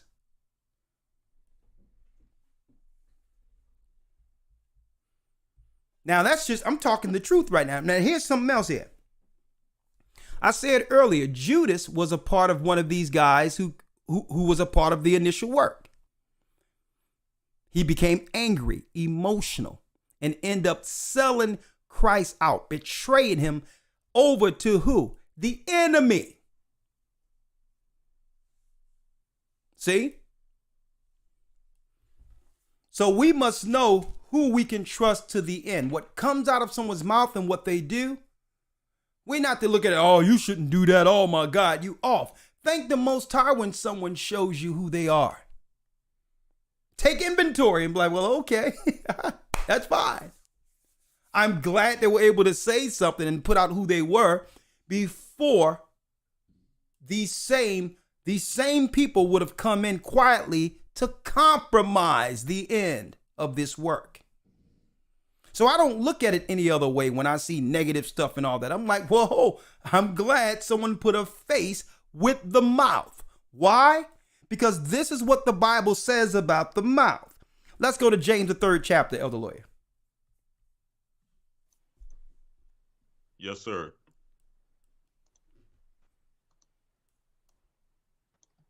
This is James chapter 3, verse number 1. Come on. My brethren, be not many masters, knowing that we shall receive the greater condemnation.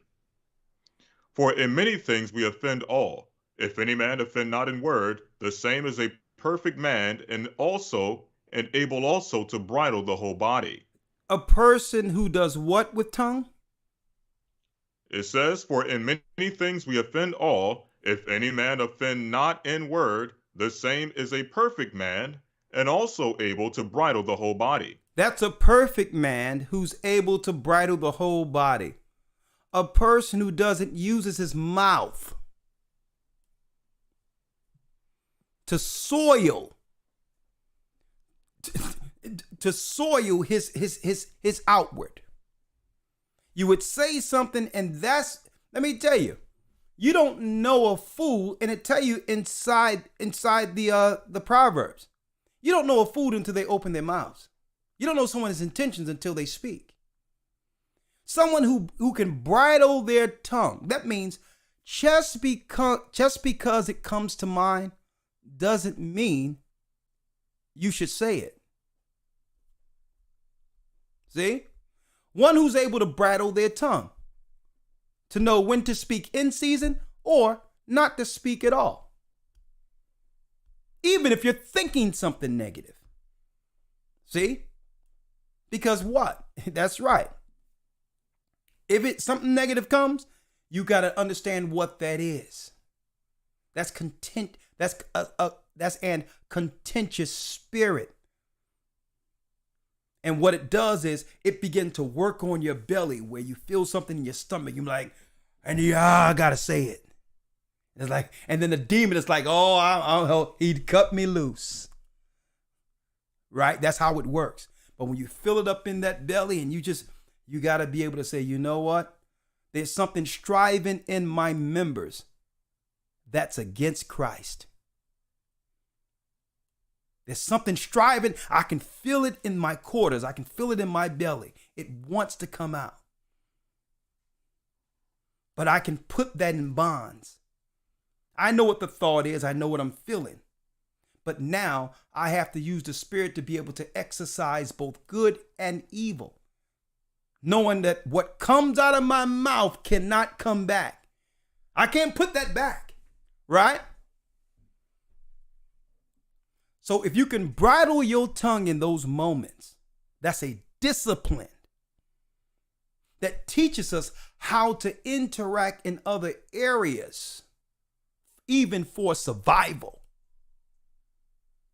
You can't be impulsive. How you're impulsive with the tongue, someone is going to go out and do something impulsive, and in the times we're going in, and will lose their life because they couldn't bridle themselves. So the initial thing is what comes out of our mouth. But then we use that discipline in other areas for survival. Right? Come on, Elder Lawyer. Let's go. Yes, sir. Verse 3. Behold, we put bits in the horses' mouths that they may obey us. Come on. And we turn about their whole body. Yes.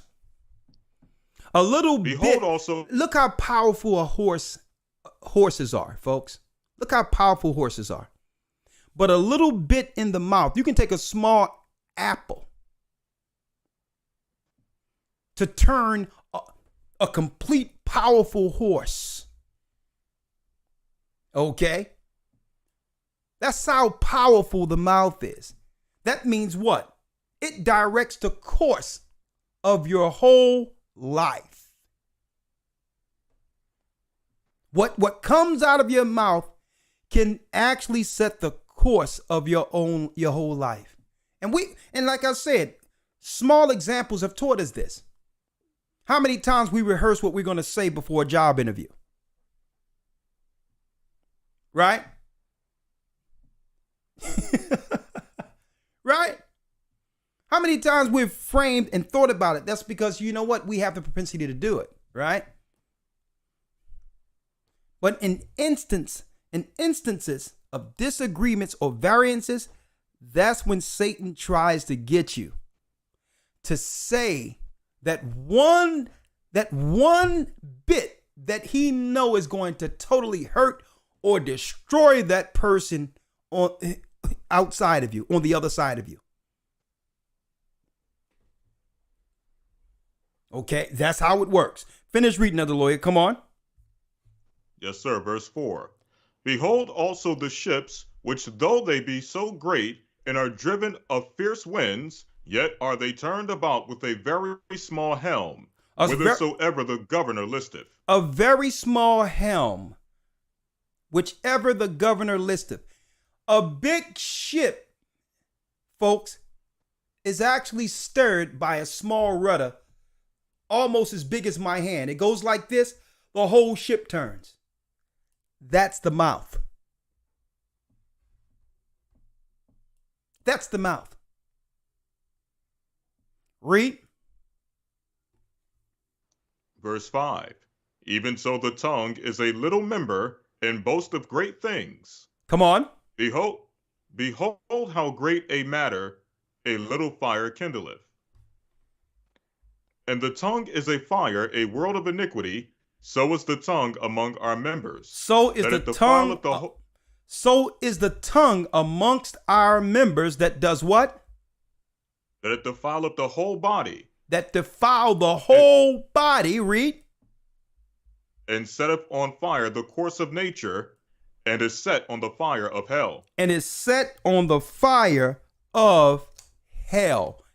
Anger, not understanding what to do with our tongue, all of that. Okay, knowing what an enemy is, understanding what a friend, who friends are. Folks, wisdom and knowledge shall be the stability of our time. The wisdom of Christ. Who can we trust in the end? And I'm going to tell you, folks,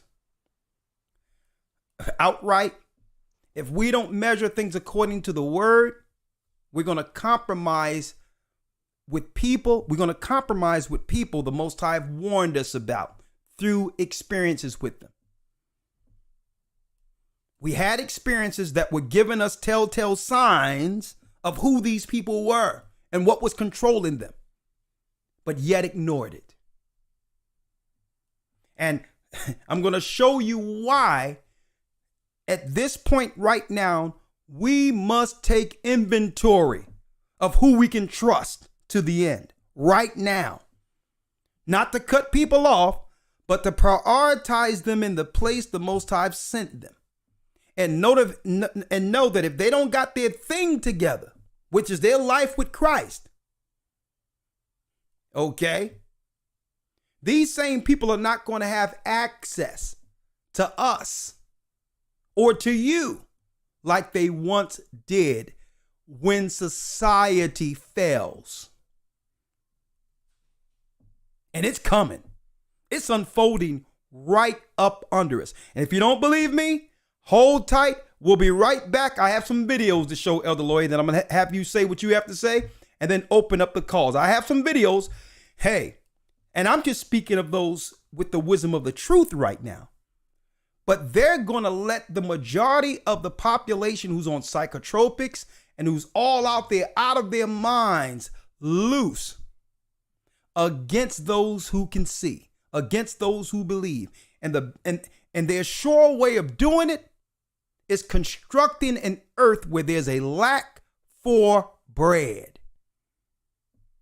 A dog-eat-dog world is what they're engineering, folks. We have to understand, you have to understand who's really in your corner. Okay? Hold tight. We'll be right back with the videos. You don't want to miss this. And brothers and sisters, I need you all to hit the like button. Come on, hit the like button for us. And hey, hit the like button. I want other brothers and sisters to come in and see and witness what we're about to witness. And I'm going to show you. Do you want to get locked up, or not locked up, but do you want to be held up into a place of refuge with some of the people we are about to show forth on some of these videos? Hold tight. Elder Lawyer, hold on to your Mitri, young man. It's about to get deep up in here this evening. We'll be right back. Hold tight. Sir.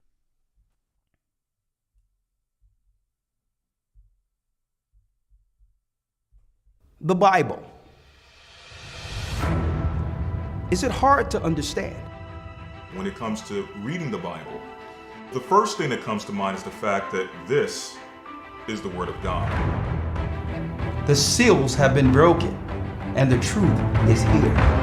And when we go throughout the scriptures, when we go throughout extra biblical records, we find that the language that God employed, that He used to create the heavens and the earth, was the Hebrew language. Christ said, I came for the lost sheep of the house of Israel.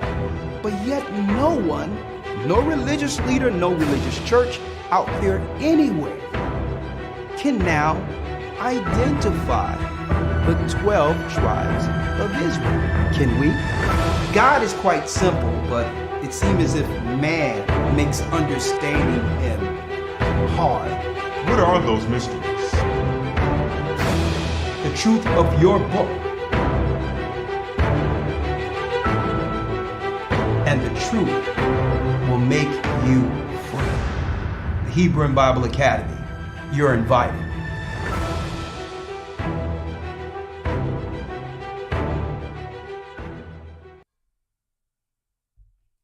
Yes, you are invited. That's right. There's a brand new Hebrew and Bible Academy coming May 22nd. I hope to see you all there. We're going into the creation of the universe, dealing more so with the celestial powers that were created before Earth, who eventually became what? The gods, the fallen gods. So we're going to lead that into, that's right, from the creation of the universe to the second week, tracing the serpent seed, the fallen gods who now controls this realm. We're going to go into that week 1, week 2.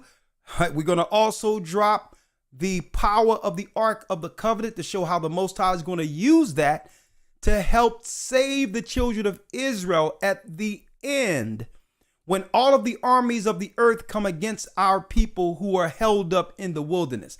That's right. We're going to be in the wilderness, and the Ark of the Covenant plays a key part of our deliverance. I'm going to be talking about that and more. And we're going to be going into, I told brothers and sisters, we're going to go into the Hyksos of Egypt to prove that it was our people, the children of Israel, who made Egypt great. And how we were delivered out of Egypt will parallel on a global scale how the Most High will eventually save the children of Israel throughout the four corners of the earth.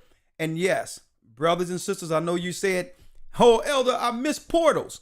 Don't worry about it. We're going into portals, and we're going to also give you the proof of where CERN comes from while dealing with portals.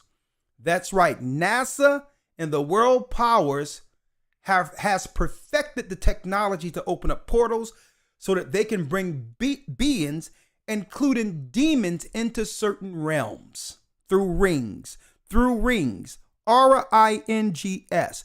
And believe it or not, folks, what happened within the last 2 years with some of the stuff that's going on with people, the entities that are coming through these portals on the lower realm scenarios, from the lower realms, are entering these people who are juiced. So more crime, more unsolved crime and all that. But really, a lot of these people are being turned into hosts for demon possessions. We're going to be going into portals, the Most High's portals, and we're going to be going into the portals that would release the spirits from the river Euphrates to enter people in the very end. And that lets you know, and that's why we're highlighting, brothers and sisters, to find out who you can trust in the end. Because just like these people may look like those who you know or familiar people. But a lot of these people walking around are hosts for ancient entities that they have allowed in their members through that choice for the last 2 years. And the choice a lot of people are still making are making themselves vulnerable and open to demon possession. If any of this interests you, come on into the Hebrew and Bible Academy. You got a lot of time to get in. May 22nd is the new academy. I want to see you there. If you've been in past academies, you want to be in this one, straight out. Okay, because it's more information, a lot of information. A lot of you think it's the same. It's not the same. White papers, we have the studies, we put the lessons together. Hey, be into the Hebrew and Bible Academy, go to historytimes.org. And folks, it's only $150 for 3 serious months of information. Not just the teaching, not just the Bible stuff that we send you through your email. You get the real-time news letting you know what's going on, and I'm going to show you something that's happening right now. And you get the ancient Phoenician Hebrew taught by no other than Elder Lawyer himself. Okay, we're there real time. It's a real-time class, and you'll learn more in that 3-4 hours on Sunday morning than you've learned under any university or under any religious institution, guaranteed with one lesson. Historytimes.org. And let's jump right in, Elder Lawyer. Now, Elder Lawyer, jumping right back in, right? Who can we trust to the end? And before we go, at the very end of this, I'm going to open up. I need y'all to stay because Bishop Amath has a brand new music project that I told him. We're going to put it out there and hear some of his songs and let brothers and sisters know how to get access to the new music. Outstanding album. And I want to make sure brothers and sisters appreciate the gift of song that have come through Bishop Amath. So I'm going to let you all know how to get access to that music later. But jumping right back in, Elder Lawyer, who can we trust in the end? Can we trust politicians? Let's start there. 1 second. Politicians, let's start there. Fair use.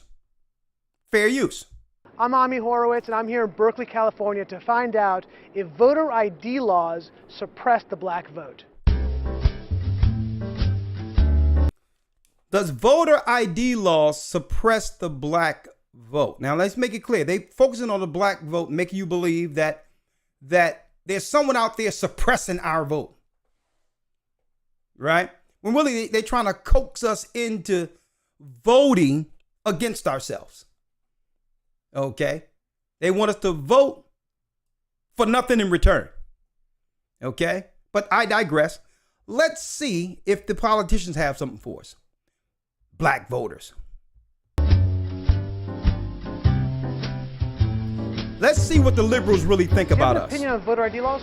Yeah, they're usually pretty racist and they're bad. I think voter ID laws are a way to perpetuate racism.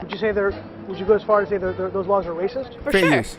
Do you think it suppresses the African American vote? Definitely.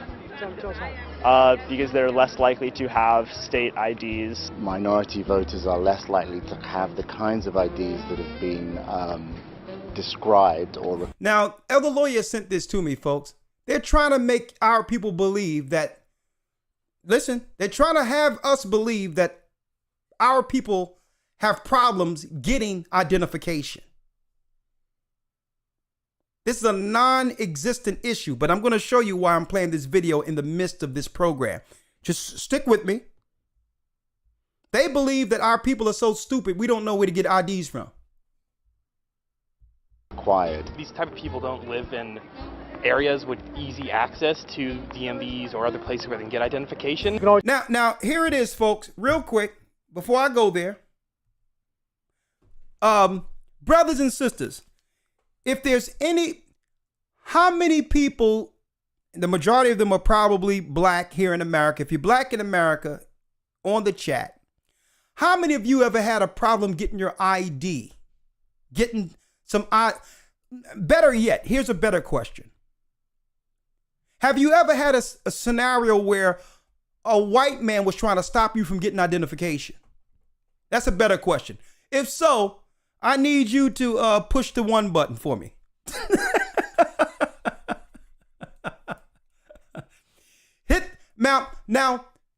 Hit number 2 if you don't have any problem getting ID. Press number 2 if you never had a problem getting an identification card. Press number 2 if you never had a problem. If you press number 1 if the white man ever stopped you from getting an identification. You needed a license, you went and got it. One, the white man stopped you when you tried to.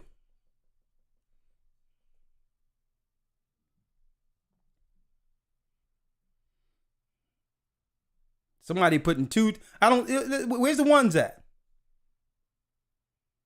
Now I'm seeing, now for every lawyer, for every 100, for every 102, we get a 1. So I would like the ones to call in and tell us the instance where the white man stopped you from getting an identification. I need you to call in. And a matter of fact, Elder Ramar, when they call in, make sure you put the number 1s at the top. The ones who, with a white man, look at all these 2s. Are you kidding me? Where the white man stopped them from getting an identification. But let's go. Always get IDs you do over the internet. Does that also make it difficult for black people in particular? Yeah, you have to have access to the internet. You have to be able to pay an internet service provider for certain fees. Do you think that's harder for black people to go online? Well, I feel like they don't have the knowledge of how it works. A lot of people have smartphones, they might not have data. Oh, black people don't have the knowledge of how it works. Folks, these are the people. Here's the next leaders over society, folks. An internet service provider. This is what they think of you. Do you think that's harder for black people to go online? Well, I feel like they don't have the knowledge of how it works. A lot of people have smartphones, they might not have data. For most of the communities, they don't really know what is out there just because they're not aware or they're not informed. I also think black people don't have no knowledge of what's out there. Okay. there's a repression of black voting with how if you're a convicted felon, you're not allowed to vote and everything. And when you look at swing states like Florida, that's a huge population of the. Yeah, we're viewed as convicted felons. All right. According to these, it says white liberals here. This is what they think of us, folks. Can we trust them? These are the issues they claim are button hot topic issues that are concerning our people. We're criminals. How if you're a convicted felon, you're not allowed to vote. Oh yeah, that's a black issue. Convicted felon. Can we trust these people? The next leaders of society? And when you look at swing states like Florida, that's a huge population of the African Americans. Now I'm here in and let me tell you, some of these people, I'm going to tell you right now, folks, outside of what they're studying, nothing exists intellectually between the ears. But you have to understand how they view us, folks.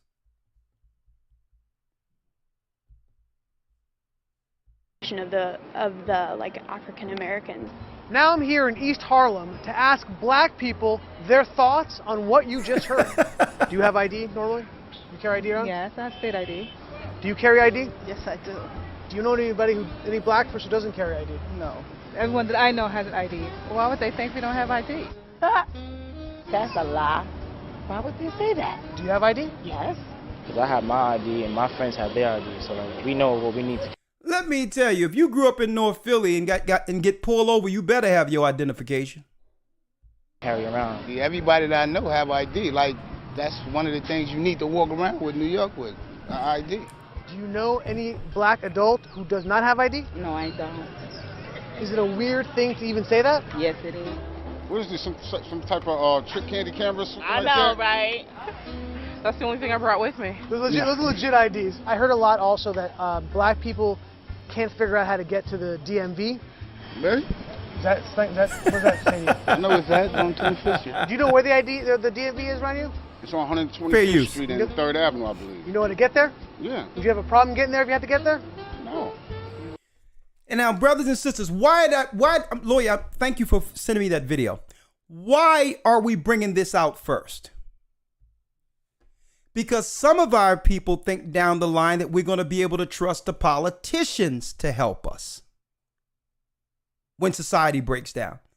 When this is how the liberals, the white liberals, this is their view of us. We're stupid criminals in their echo chambers amongst themselves.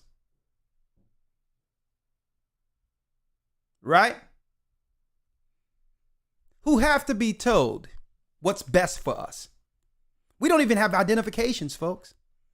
This is the world we're under right now. Right? So we know we can't trust them because they don't even know us and understand what our true issues are.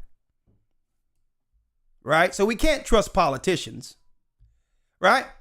Now, for those who missed this video from Ohio, thank you, Bishop Anya, for sending this to me. Things are about to break down, and you better find out who you can trust, okay? Here it is right now.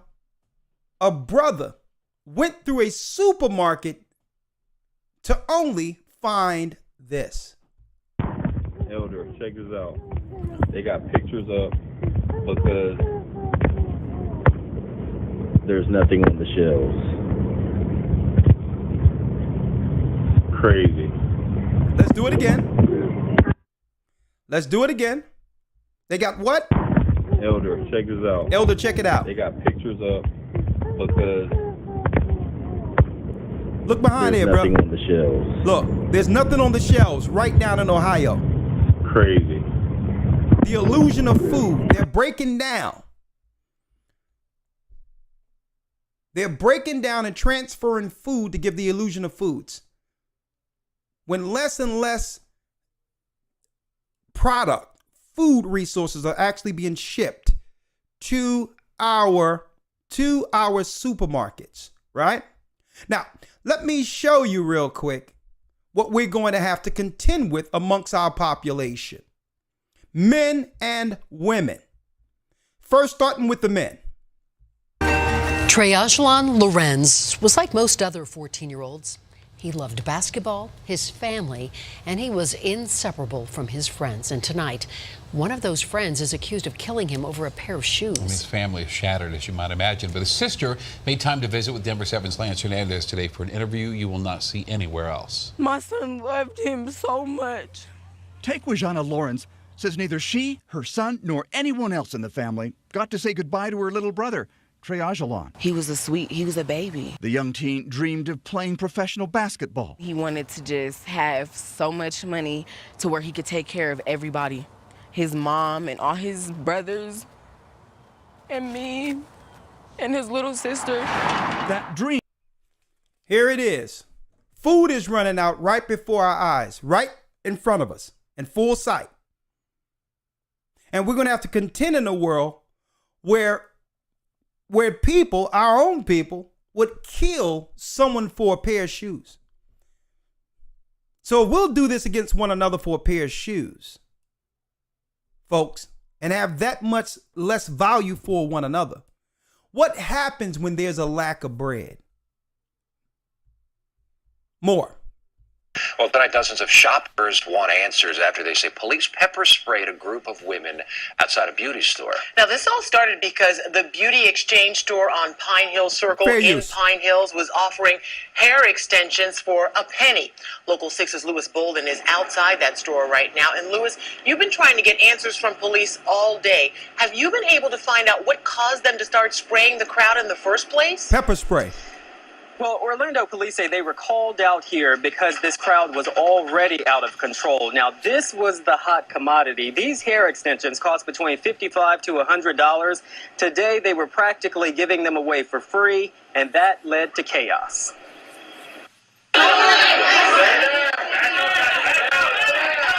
This was the scene outside Beauty Exchange Beauty Supply in Pine Hills that led to this moment captured by the store's surveillance cameras. It shows Orlando police blasting the crowd with pepper spray. The police, when they get frustrated, they just pull out their mace and just go to Mason. Many shoppers started lining up hours before the store opened, trying to score a free set of Brazilian hair extensions that would go to the first 50 customers. But with no line formed and no numbering system to tell who was first, the situation unraveled. Some say police went too far. Now, brothers and sisters, I know a lot of you probably are laughing and out there and all that, and I know some of y'all are having a laugh, But you have to realize, folks, if this is what we're going to do in that instance, where the cops have to come out and pepper spray over this, what will happen with the lack of bread? And one of the first things they're going to do when they realize that we're no longer a part of this satanic democratic process that have used and abused our people, they're going to cut off the social programs, food stamps, welfare, Social Security, all of that's gone in the packages, the bills and the packages for the Ukrainian war, for the cold we just had, all of that money, there's no money in the coffers, folks. So if we're going to go through this in the midst for some Brazilian hair, folks, what will happen at a time where there's lack of bread? Free, and that led to chaos.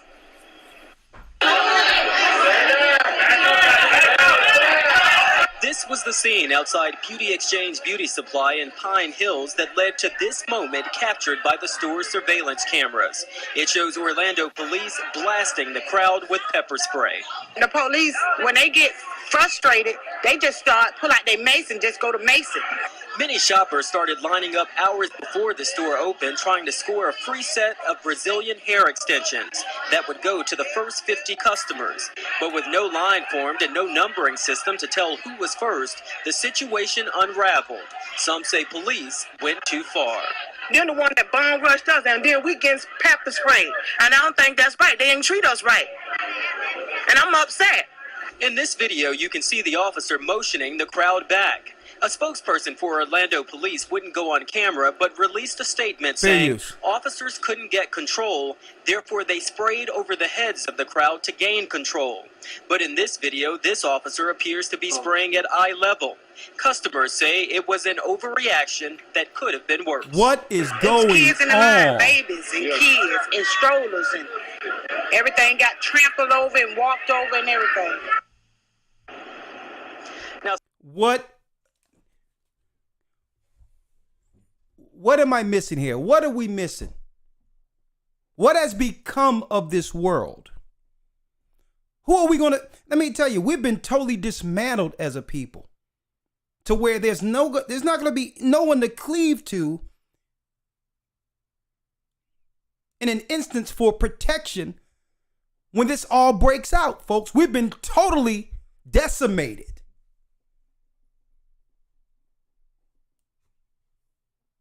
And someone going to have to come and bring some understanding to me here. Who can we trust in the time of the end when they have they have decimated us, folks?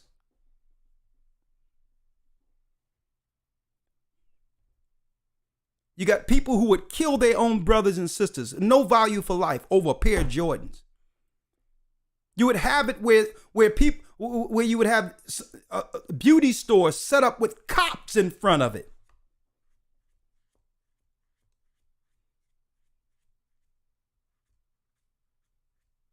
Over some Brazilian hair. What are we? And then we're gonna come against each other and bum rush a door for that. What happens when they tell you there's no money on your food card? That the supermarkets have no food and no one prepared anything. What happens? I mean, mayhem. Total anarchy. Elder Lawyer, I mean, it's to a point of depression. Yeah. Yeah, man. I mean, what a horrible sight, man. What have what have happened to us? But go on. Yeah. Well, first and foremost, I want to say, collectively, as it pertains to this broadcast, the wisdom that has come out, and the information that has come out through Scripture, just on that alone, I want to say first and foremost that, in regards to that, I don't have much to say. Usually, when wisdom comes out, I'm in reflection mode. I'm learning and actually taking in and doing some self-examination as that wisdom comes out. So as far as the scriptures and that portion that we brought out earlier, I don't necessarily have much to say about that. Just to kind of highlight a few things from the videos that was shown. Going back to the first video that you showed, I want to make sure that brothers and sisters get it clear as to why that video was shown. As we went into earlier, with some of the wisdom that was brought out through the Spirit of the Most High, we were showing that you must choose your friends wisely. And when you look at that first video, the video is titled something in the regards of what white liberals think about black people. And the reason why something like that will be brought out in such a broadcast pertaining to friends is because for a long time in our history in America, white liberals have played and have operated as if they are our friends, as if they are some form of ally. And our people have for a long time believed that white liberals are their allies. By liberals, white liberals, I'm talking about the left, I'm talking about Democrats. And this is not to say that conservatives or Republicans are our friends. That's not the point of what I'm saying or what we're saying by bringing out that video. It's simply showing you that these people who have claimed to be your friends and the people who you have accepted as somehow being your friend by selecting and electing these people to represent you, what you're realizing is that these particular people, I would say, are worse than Republicans in the sense that Republicans come straight out and tell you, listen, you need to pull yourself up by your bootstraps. You're lazy. Go get a job. Go work. Yeah, they're wrong in their instance. Because why? Yeah, they're wrong, but they're straightforward. But they're straightforward, and they're not going to say they're for you. They had a certain privilege, that was given them, and that knowing that we don't have the same privilege, but at least they're straight concerning their resentment against us, their contentment against us. They have contempt, but at least they're not trying to hide it, which makes the liberals even more dangerous. But go on, Elder. Exactly. The liberals, on the other hand, will play as your friend, but the reality is that their thought is more so, as I mentioned, the Republican or the conservative will say, you're lazy. Go get a job. Pull yourself up by your bootstraps. The liberal, on the other hand, would say that you're too stupid to get a job. You're too, because you're too lazy, you can't help yourself. This is just this is how black people are. They're born with this predisposition to be lazy and stupid. So we must babysit these Negroes and get what we can get out of them. Whatever the case may be. So this is more so their point of view when it comes to us. And what we're realizing, especially in this time, is that as far as politics go, we have no friends. We have no allies. We have no one who will be there to support us and help us in the day of trouble or the day that's to come. So when it comes to electing and selecting who our friends are and who we will have around us as friends, as we read earlier in the scriptures, and to sum it up, you have to choose wisely. You must choose wisely. Christ says that there's no greater love than a friend or someone who will lay down their life for their friends. We have to find out who those people are. Who are those people who are willing to lay down their lives for us? And if they're not willing to do so, as the elder stated earlier, we're not to cut them off, but we are to put them in a category understanding where they stand when it comes to their relationship with us. We still love them, we still care for them, but there's only a certain distance we can go with those individuals. We have to find out who is willing to put it all on the line for us, and we have to know who we are willing to put it all on the line for. Exactly. So with that, I conclude. Well, Elder Lawyer, I need you to stick with me. I'm going to now bring in some of the calls. 515-605-9326. 515-605-9327. Let me bring in the call now. And you can stay there, Elder Lawyer. I can just bring it in, right? And what we're going to put out right now is we're going to ask the question, who can we trust in the end? And what are we going to do? And another thing, all right? If we haven't prepared ourselves, right? Get your food together. Get your food together. Okay? If you haven't already. Get some resources and make sure, brothers and sisters, you have that you have protection for your resources in place. Okay. We're gonna take calls for 30 minutes, and of course I have to play Radio. I have to play Welcome to Blog Talk Bishop Radio. Amaf songs. Please hold and you will be able to listen to the show. Okay, I'm live. Thank you, Elder Ramar. I'm unmuted. Who can we trust to the end? 618 area code. We're gonna take calls for 30 minutes, and of course, I have to play. Muted.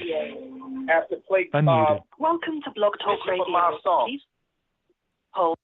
Okay, 618. If I'm playing in the background, I have to come back to you. Okay, please, if you're on the call, if you're on Blog Talk and wish to make a statement or comment, or question, please cut me off in the background. I'm jumping right into the call. So if I'm playing in the background, please do me a favor and mute me in the back. Mute me on the device you're listening to us through. Okay? 832 area code.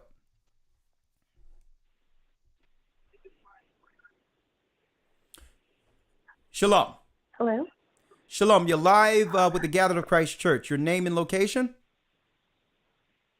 Shalom, Elder. This is Iris Braggs. I'm with the GOCC Houston body. How are you? All praises to the Most High that I was able to get on the show. I pressed number 1.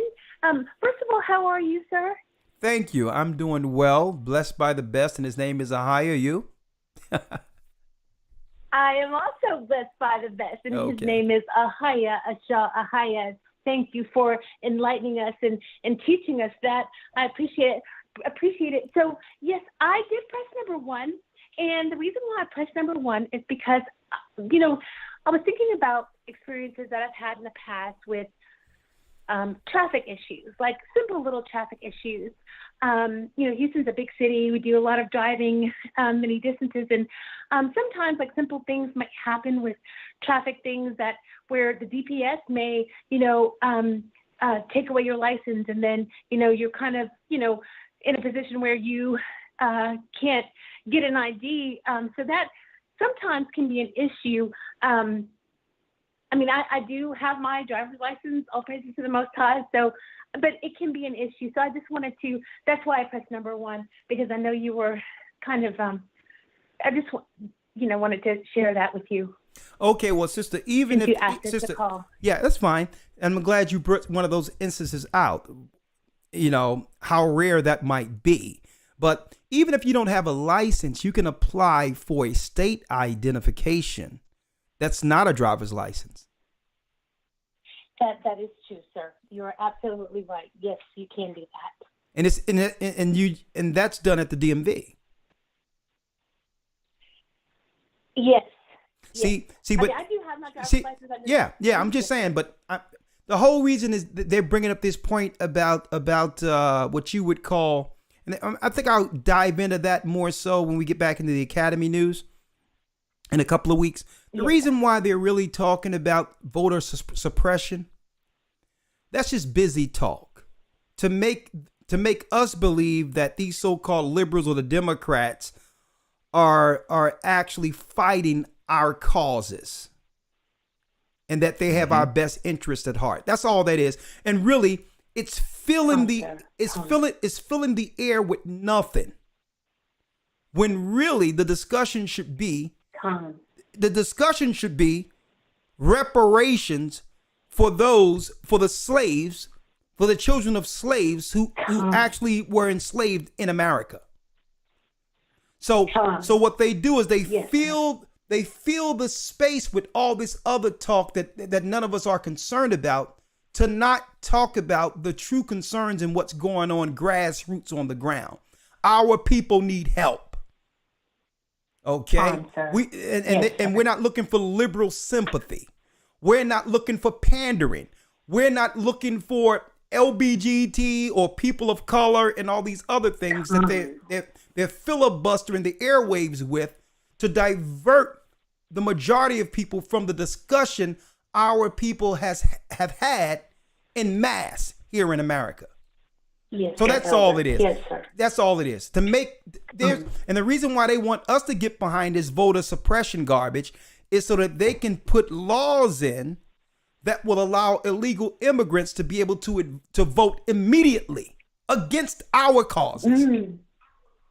Con, yes, sir. Yes, sir. I've been keeping abreast of that. Thank you for bringing all that out. Yeah, sir. Appreciate yeah. Elder Lawyer, you had something to say on that? You can bring in your video. No, sir. I mean, I don't even need to come on. That's spot on, and that's exactly what it's about. But they try to, as you mentioned, they try to manufacture it and put it in such a way as if this is something that we're actually crying about and something that we desire in our everyday conversations. And it's beautiful how that video was put together, because it actually went into the Black community and asked them, is this a problem that you're experiencing on a daily basis? And the answer is no. Yeah, the answer. So if not, go ahead, Elder Lawyer. I'm sorry, I was just going to say, if not, then why are they putting this on the table? And you just gave the answer to that question. It's to give other people the right to pretty much replace us as the voter, as representation when it comes to voting season. Exactly, and they think that our people are outright dumb, right? They think if they repeat a cause enough, we'll begin to parrot that amongst their constituency, amongst our people. Yeah, man, Trump is trying to stop people from voting, man. The Republicans trying to get in and stop. That's what they think, all right? Because, but the whole thing is they need the Black vote, because really the Black vote is really control the mass numbers, the mass number of voting within the Democrat Party. Without the Black vote, there is no Democrat Party without the Black vote. So they must convince us that there's an issues, that they're actually drafting laws for our benefit. Okay, but no, that's a bunch of garbage. They want us to get with this bill because this is the bill that they need to pass for the immigrants that are coming in the country, Ukrainians and Afghanis, to replace the slaves that they're targeting, the children of slaves that they're targeting, instead of helping our people who built this country. So there is no voter suppression garbage, okay? And if our people go for it, hey, you get what you support, okay? You get exactly what you're supporting. Nothing. 618 area code. Shalom, Elder. How you doing, Eunice? I'm doing okay. Okay, where you from? And the floor is yours. I am from the GOC St. Louis body, but I live in Mounds, Illinois. Okay. This lesson hit spot on tonight. Let me tell you, Elder, this is something me and my husband have been dealing with. And when you brought out this lesson, Elder, it hit me. People fail to see their mistakes, but when you bring it out, they get agitated. Thank you for bringing this out. And you have to do a lot of praying. You have to do a lot of fasting. You have to ask the Most High a lot of questions, and He will answer if you're just sincere and you come to Him humbly. Yeah. And I recently started getting in my scriptures, and man, Elder, if we don't stay in this walk, we have to stay in this walk, because we're not going to make it without Ahia. That's right. Through His Son Yeshua, we will not make it. You're right. And I thank you so much for bringing out this lesson. It's going to help me so very much. Yeah. And I used to cry out for our people. I cry out for our people because I wish we could come together as a nation, all of us, but I know all of us are not going to make it. Yeah. But for the remnant, I just give honor and glory to the praise to Ahia for waking me up in this truth. And that's all I can say right now. I'm just very humble, and I thank you. I thank you and the elders for what you do, and keep pressing on. Thank you, sister. Well said. Well said. Thank you. And I'm glad Eunice brought that out, Elder Lawyer, because one thing comes out in particular is sometimes if you're dealing with an enabler or someone that's taking advantage of things, hey, Christ says, listen, you cannot cast your pearls before swine lest they rend you underfoot. Right? So the whole thing is you're doing it to benefit or to help someone, but they'll take what you're giving them. You embolden and we have actually put them in position. But if they view that negatively, they can use the resources you're giving them to actually betray or to destroy you. I'm going to tell you, folks, and that's why we have to look at people in this walk. And that's why it says we have to prefer one another. You have to know that the people that's amongst this body or the people that we are to view as family, we must prefer them. We have preferred those who have made the choices we made to serve the living God. And that's how you put things in its priority, right? Not to just renounce those, but you have to understand what I'm doing for this person. Will it help or harm this person? Even when you're trying to help them, will they appreciate this or become entitled and look to destroy you altogether if one day you decide to put parameters and conditions on how you help a person, right? 313 area code. Let's go. Good evening, Elder. How are you? How are you? I'm blessed by the best. I'm full, Elder. All right. And I see you, Mona. Well. Mona, I'll bring you in one moment. The floor is yours, sister. Your name, Nikki. Where you from? Nikki, Detroit. All right. Floor is yours. This message, I'm fairly new to the gathering. Okay. Of Christ Church. And this message has very resonated in my soul. Like in my soul, because it answered a lot of questions that I was having. The title by itself. Okay. Praise the Most High. And what I appreciate about the lesson is it gave me a sense of healing. It capped a void that needed to be filled. He put the Most High put a cap on that. And I appreciate him speaking through you this evening. Praise the Most High. Giving me the healing I needed. Okay, when you say healing, in what instance? What in particular, if you can quantify one part? Well, the word trust. Yeah. Because it can be hidden amongst a lot of things. You just made a statement to the previous caller. Hey, look, you could do a lot and you could do too little. And you have to be careful. Mm-hmm. And should none of our people have to walk around looking over our shoulders, And I appreciate you bringing that forward. Yeah. I appreciate you bringing that forward. Moving right along, when you spoke about how all these, I was once, part of the government entities, and I see how I've watched it, how it is demoralizing our people. Like, I've watched it. And over time, slowly but surely, it's unpacking itself. The very same things that they did in the 70s for the children's fathers is the very same things that they're doing to the women and the children. Yeah. And to the fathers. So now it's a collaborative of our whole, us as a people. Mm-hmm. So I really appreciate you getting it out. I'm looking forward to definitely the wisdom talks that that you're implementing. Yeah. I look forward to that because we all need it. Proverbs is a very, very, very powerful book for me. And Job. Those two things, patience and wisdom, that'll take you, I believe, it's my belief just in my walk. Yeah. That'll take you far. So all praises to the Most High. Well, all praises. So I take it. Thank you for your information. Okay, so I take it, Nikki, that you'll definitely be in this next academy, right? I know you will. I've been in it for about a year. Yes, sir. All right. Yes, all right. sir. Well, thank you, sister, and we're going to implement that. We're going to have a wisdom for life class. just the practical and discernment. If you could speak on discernment, that'd be awesome. Yeah, because discernment, wisdom comes with that. Discernment comes with that wisdom, right? So we're going to discuss that in the academy. Practical wisdom for life is going to be a class that we'll do. All right. All right. Yes, thank you, God sister. bless you. All right, bless you. All right.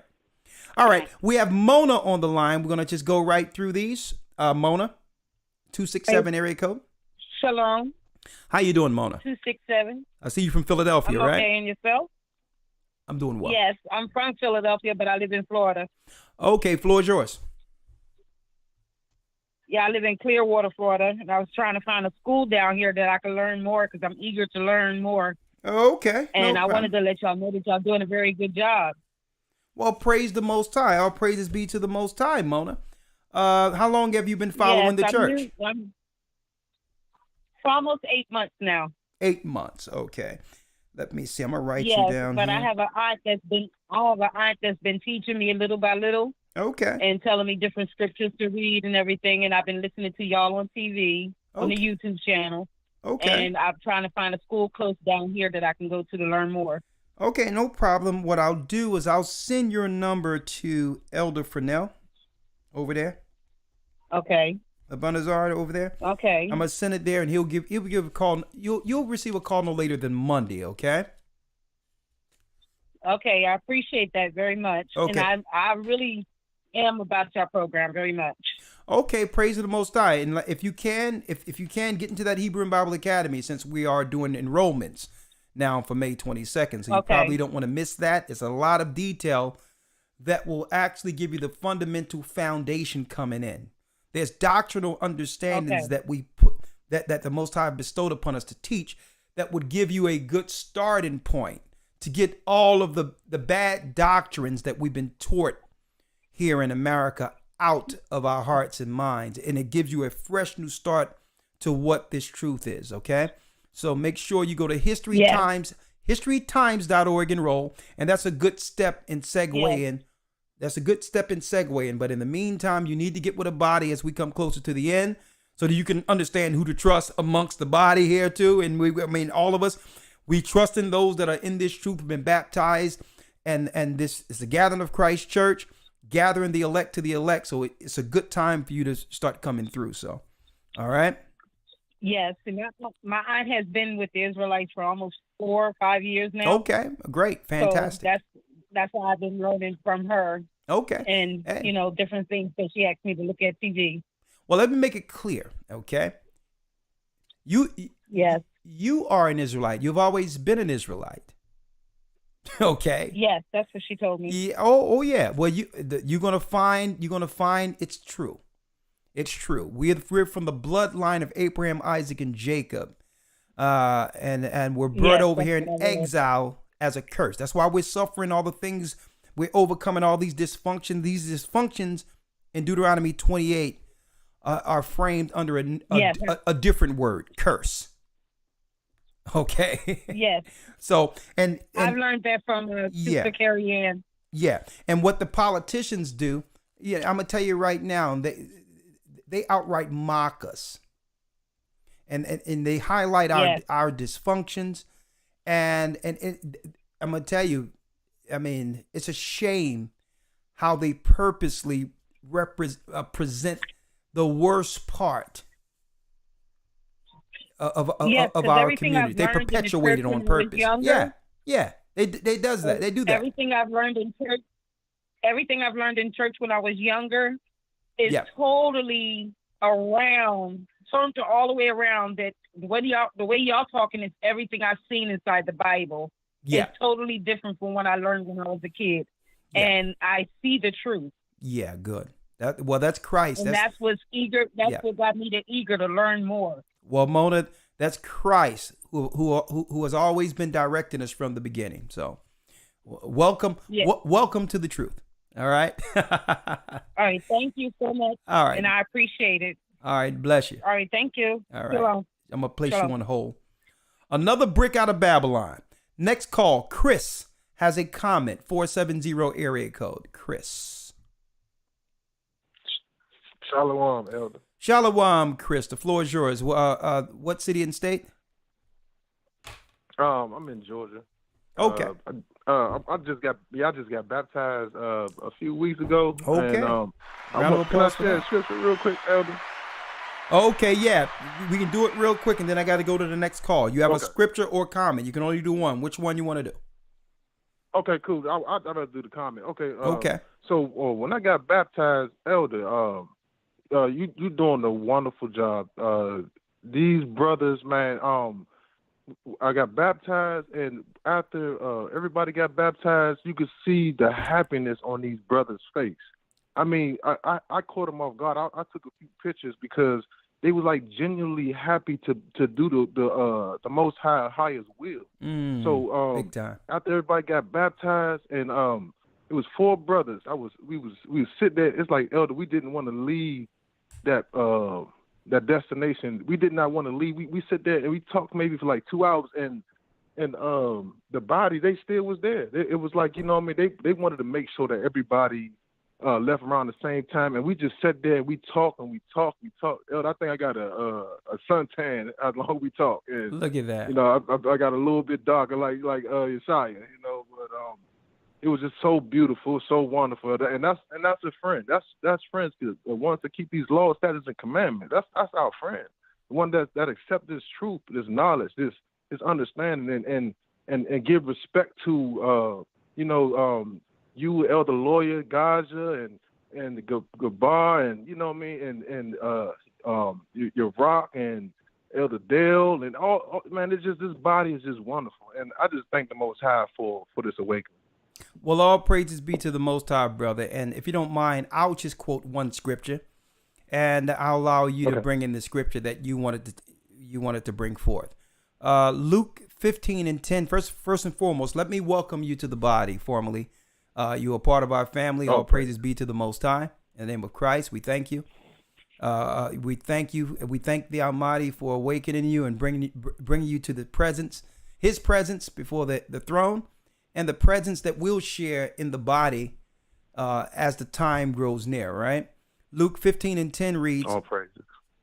Likewise, I say unto you, this is Christ, my brother, there is joy in the presence of the angels of God over one sinner that repenteth.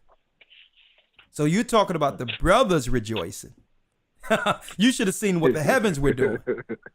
You should have seen what the heavens were doing, brother. But go on. You said you had to bring in the scripture. Go ahead and bring it real quick. Yeah, this is something to watch out for. This is Psalms 55:12. Yep. It says, for it was not an enemy that reproached me, then I could have borne it. Neither was it that hated me, that did magnify himself against me. Then I would have hid myself from him. And it's basically like, you know what I mean, it's going to be the ones closest to us that will, you know what I mean, like you were saying, it's going to be the ones in our home. So we just have to be mindful, pray, and hopefully that Holy Spirit can come across everybody that's around us.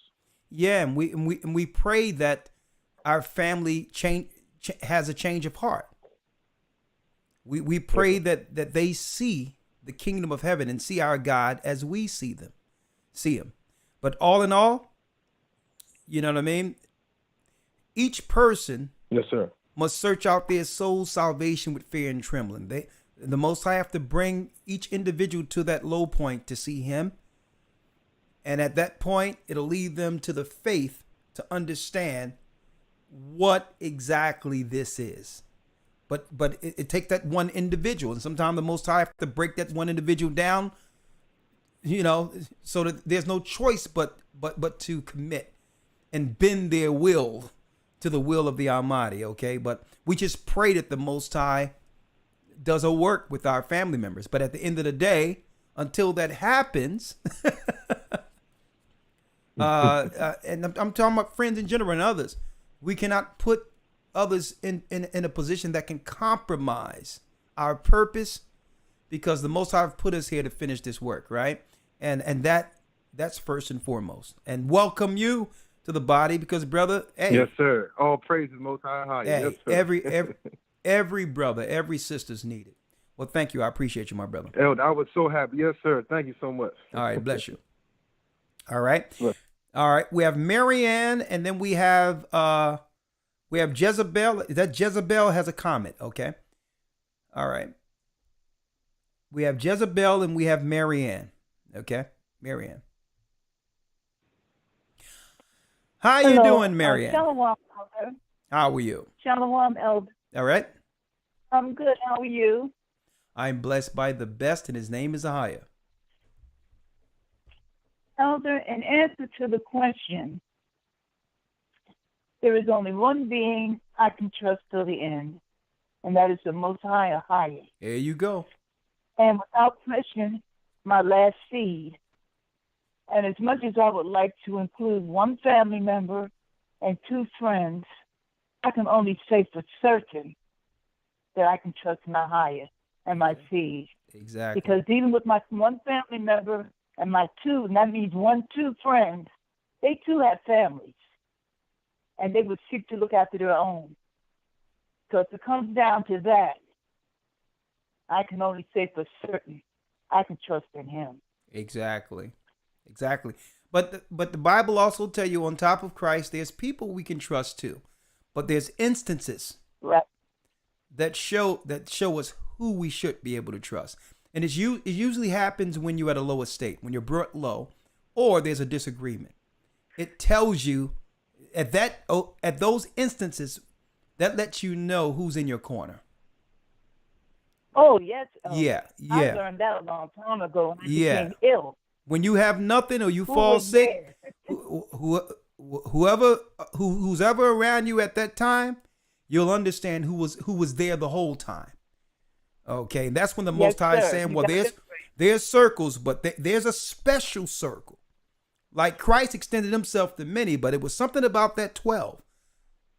Right? So we have to understand the circle, and we have to understand the extended circle, and we have to understand the inside circle. Well, I mean, that team that the Most High put together of those that have a like mind. So, yes, understand. But at the end of the day, our trust is in the Almighty, right? He'll never fail us. Yes, sir. Okay. Thank you, Mary. And I have one question. Sure. One question, Elder. Yes. I'm in the state of Maryland. Is there a church body here? Hold up, sister. We have 35 seconds before the calls are cut out. So if you're interested in calling, do it now, because in 25 seconds, all the call line will be cut out, and I'll just go through the calls that are in queue. You got 20 seconds to get in queue. Maryland, you said, right? You need someone to reach out in Maryland? Yes, sir. Yeah, we have a church there. Hold on. Yes. Let me see. Your name is Marianne? Marion. Okay, I'm sorry. And yes, sir. right. Okay, and okay. And you can be reached on the number here, right? Yes, sir. Okay. And I have a couple of us that want to be baptized. Okay, well, yeah. We're going to do that for you, okay? Okay, I have. I'm depending on. Okay. I have you, and we're gonna get someone to call you. I'm gonna send your number immediately to Elder Gabar. Okay. Okay. Thank you, sir. All right. Bless you. Bless you also. Okay. Shalom. All right. Let's go down. 787 area code Jezebel. Hi, how are you? I'm laughing at the comments because they're talking about my name. Well, don't worry about it. Don't look at the screen, but you know. That's my parents. I don't know what they were thinking, but it's with an A, not an E. Oh, Lord have mercy. So I'm in Puerto Rico, I'm actually fairly new to this. I'll tell you what. Your parents didn't do you a service. They didn't do you a service giving you that name, but at least you're not, you're not in the spirit of Jezebel. It's just a name, right? Yes, obviously. Of course. All right. Okay. So, of course. All right. Jezebel with an A has a comment. Where you from? With an A. I live in Puerto Rico. Okay. And I'm fairly new to this. I'm very happy that I found you guys, and I only been here for about 5 months. Okay. And I signed up for the academy. And I actually have a question. I do not have a comment. Okay. I know you asked about who we can trust. Yeah. And I believe we can only trust God. But I don't have any friends, and I know some people commented that they don't have any friends either and what they should do. Yeah. And I'm one of those people. So I don't know if you have some advice for me and others that do not have. Well, the advice is what? We can link you in with the church in Puerto Rico. Oh, okay. I didn't know they had one here. Yes, we do. Yep. Okay. You can be along with those of like mind. Okay, let me write down your number here. They have my family, but I was actually raised Catholic, which is not good. My mom is Catholic, and my dad, I don't know, I don't think he has a religion, so, Okay. I've just been on my own, I trying understand. to find my people. How old are you? Here I am. How old are you? I'm 29. Oh, okay, good. All right, let's see. All right, so, okay. So, yeah, I take it, yeah. One thing about those Catholics, they are highly superstitious. They're very superstitious. Yeah. So. With all their saints around. Oh, you got saints everywhere up in the house, huh? Watch out. Oh, no, yeah. not in my house, in my grandma's house. Okay, I don't idols, go there. tripping over idols, you name it. Mary, Yes.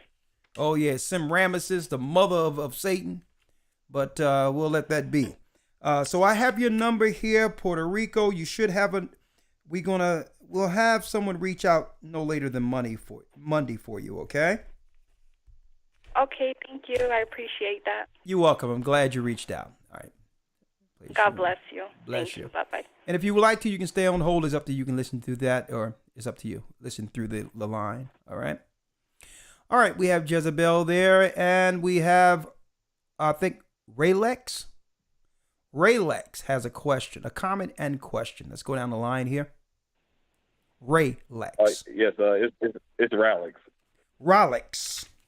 Okay. Yeah, it's like Alex with R. Ralex. Oh, yeah. Ralex. No, Okay. I'll tell you what. The first person I've ever seen with that particular name, right? Okay. It's a combination of my father and grandfather. Okay, you have a comment and question. Floor is yours. Yes, sir. Shalom, Elder. Shalom. Well, the comment I wanted to make was on the liberals and their thinking of black, their low thinking of black people. Unfortunately, it's kind of confirmed with our supposedly educated black people that confirm their thinking on how we cannot are not educated enough to get IDs. I work with impoverished black people in our area. Yeah. I'm in Arlington, by the way, Arlington, Texas. Okay. And they all have IDs. I mean, course. everyone has ID. They need ID. So, but it's confirmed through that. But my question is, as I said, I'm in Arlington, Texas, which is the Dallas-Fort Worth area. Yeah. And I don't know if there's a GOCC here. Yeah. I just heard there is one in Houston. Yeah, we can get someone to reach out to you. Yeah, we can get someone to reach out to you. Most definitely. And that's what you called for in particular. Well, I completed my first academy. This previous one. Congratulations. This last one. Congratulations. Yes, sir. And I'm just trying to get baptized. So. Oh, let's do it. Ralex, we'll be there for you. I'll get Elder Ramar. Elder Ramar, matter of fact, Elder Ramar is over the calls right now. So Elder Ramar, take down Ralex's number. Stay on the line, Ralex, and he'll take down your number, and Elder Ramar will call you, okay? He's over the Texas region. Yes, all right? Yes. My man. Elder. Shalom. Yes. Yes, and it's an insult to our intelligence for them to claim that that's a political, that's a concern of our people, of black people, not being able to get identification. Utterly, they're just mocking us and playing. They're mocking us and playing with us at this point, right? That's how, but it's a shame. They're going to do this as long as our people allow it, right? 708 area code. Let's go.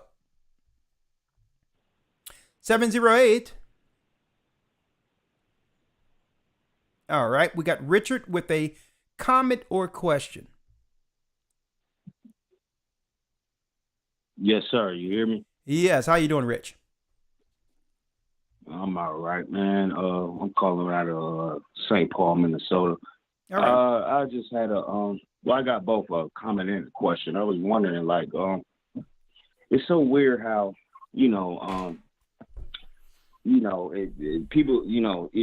it's called the gospel, but it's, truth be told, like, if you really, it's really not good news. So I'm kind of like, I'm in a rock and a hard place, or however you want to call it. I don't know. It's like, well, I'm in this place. This is the place where the George Floyd guy, whatever, up in the Twin Cities. I'm in St. Paul. That happened in Minneapolis. So what I'm saying is, how can we call this good news? And I don't want to, I'm not shunning. I'm not trying to be that other guy that makes my thing is, it's just, the edification. It's kind of like, well, man, with all this madness going on, it's not really good news. It's kind of like, man. So,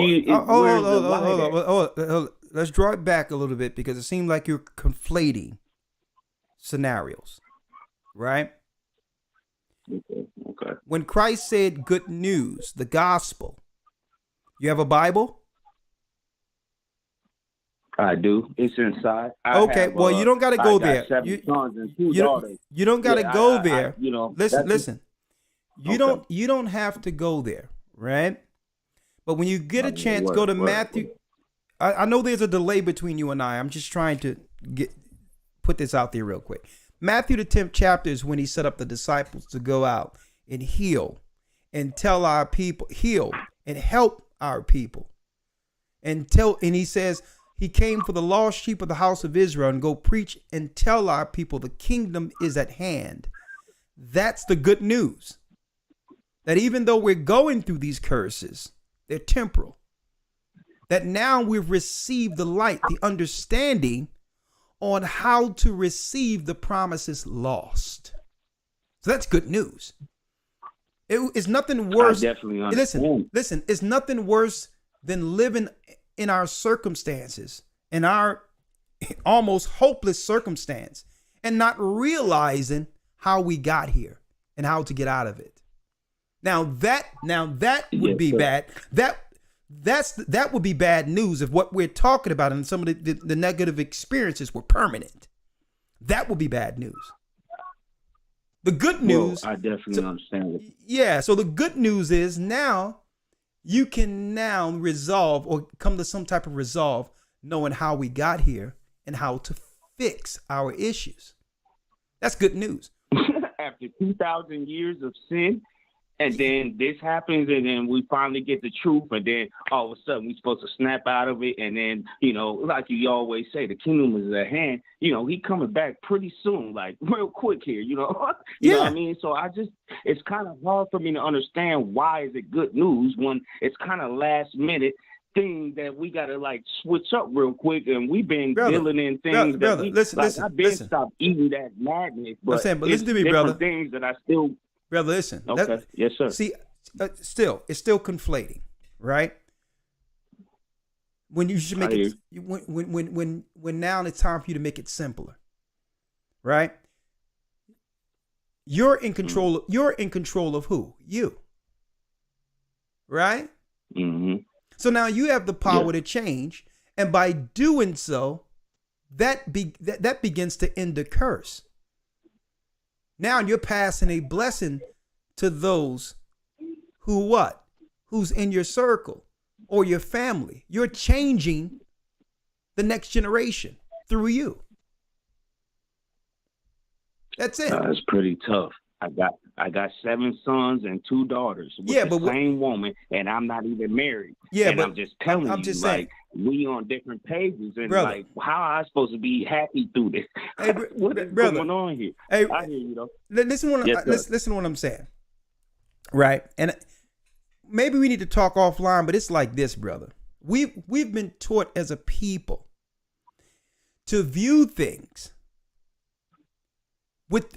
to view things from the negative first. Everything is an obstacle first. How can we overcome this obstacle? When those people who rule, they see the end first, the accomplishment first, the win first. So it's a mental recalibration. Now listen to, you have to listen. Not necessarily though, Elder. I'm saying, necessarily. brother, listen. It's kind of like, brother, even listen. through the teachings, it's kind of like, hey, brother, listen. It's kind of discouraging. Hey, brother. It's like, well, only this amount about to make it. But okay, my bad. Listen to what I'm saying though. It's entirely up to you. It's discouraging, though. I'm just gonna tell you. I'm gonna be real. We got to be honest on it. I'm saying, but you're speaking. I'll let you speak, and then I'll speak. I cannot change how you deal or how you perceive the awakening. Okay? What I can tell you is it's more difficult. It'll be more difficult for you to achieve what's needed, seeing what's wrong all the time as the obstacle. You notice that when we frame these discussions, they're done in a way, and I pray to the Most High before I put these discussions together, with some level of resolve and solution through it, even though it appears negative, even though our experiences are real concerning Jacob's trouble. But we must become as men solution oriented and not be frustrated. That's an emotion. Understood. Hold on. Listen, that's an emotion that frustrates the spirit of what? The spirit of leader. That frustrates leader. So me and you have to have an entirely different conversation, but brother, stop conflating. Everything isn't bad. You knew you was an Israelite when you didn't. You know that now you can now renounce sin and begin to do the things right that would lead to a promise when once you didn't realize there was any solution. So it depends on what brother, it depends on what you're willing to focus on. Okay? Yeah. So my thing is, it's kind of like, and you know, the Most High is not the author of confusion. So therefore, I understand that part. But at the same time, why am I sitting here with abstract thoughts? I'm really almost confused. Like, man, okay. All of a sudden we get this knowledge. We was lost for thousands of years, and now all of a sudden we're supposed to just wake up and go ahead and do. I mean, it's okay. Not that easy. We have to keep it real. All right, man. brother. I'm keeping it very real because you answered your own concern. You said the Most High isn't the author of confusion, but you're confused. So I believe you answered it. It's how you view things, brother. The Most High made it simple. You're confusing it. Like I'm gonna give you an instance. Okay, and I'm gonna leave it here. It depends on what you want to focus on. The same way you probably ate pork before and you stopped eating it. That was a step. It's been a very long time. Okay, I'm trying to get my kids to stop. I'm saying, but I understand. But see how you want to focus on brother. Listen, you see how you want to focus. Hey, brother, I got to put you on hold. But I said it. You cannot interrupt me because you're not going to be able to get any constructive understanding talking in the midst of someone else talking. Okay, you're not going to get it that way. Because I'm not here to talk about pork. I was giving you an example. So you go and move in your mind before you get it. You have to be patient in receiving information. You understand? Yes, sir. So stop trying to go off of every word. It doesn't work that way. All right? The instance I was giving you is the same way you took a discipline to stop doing something to do right, you add that to every part of your life. And learn again, which be the first principles of the Most High. We were shaped in iniquity by being shaped in iniquity. This world have taught us to view everything, the most things, from the negative first. When you must see the end of this. And that's why I asked you, did you have a Bible? Because I'm not trying to get into a form of opinion on either side where this is my view and against your view. It's not that way. You're viewing things wrong. You have to be grateful that the Most High gave you the knowledge of who you are and run with that. All right? You got it? I understand. All right. I'm going to place you on hold. All right, my brother. Yes, sir. All right. Who's this? Tawilder or Tawilder? Tawilder. I hope I'm pronouncing that correct. It's Tawilder, sir. How you doing, Tawilder? You have a comment?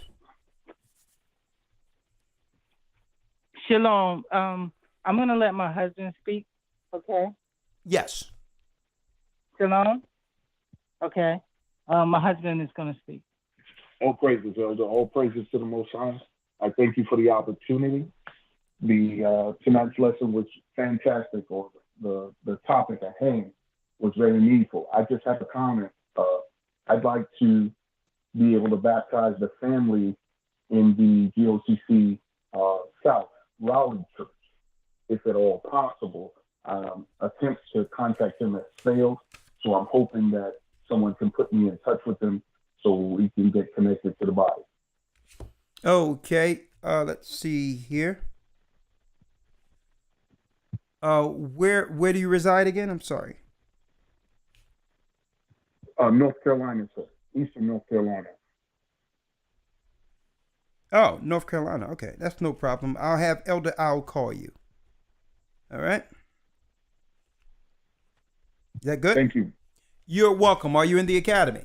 Yes, sir. Yes, sir. All right, man. All right. Thank you. Yes, sir. Yes, sir. We've been in the academy for the past five years. Oh, well, it's time for you to come through with what you know. All right. So I'm going to have I'll call you. You will get a call no later than Monday, okay? Thank you, Elder. All right. Thank you.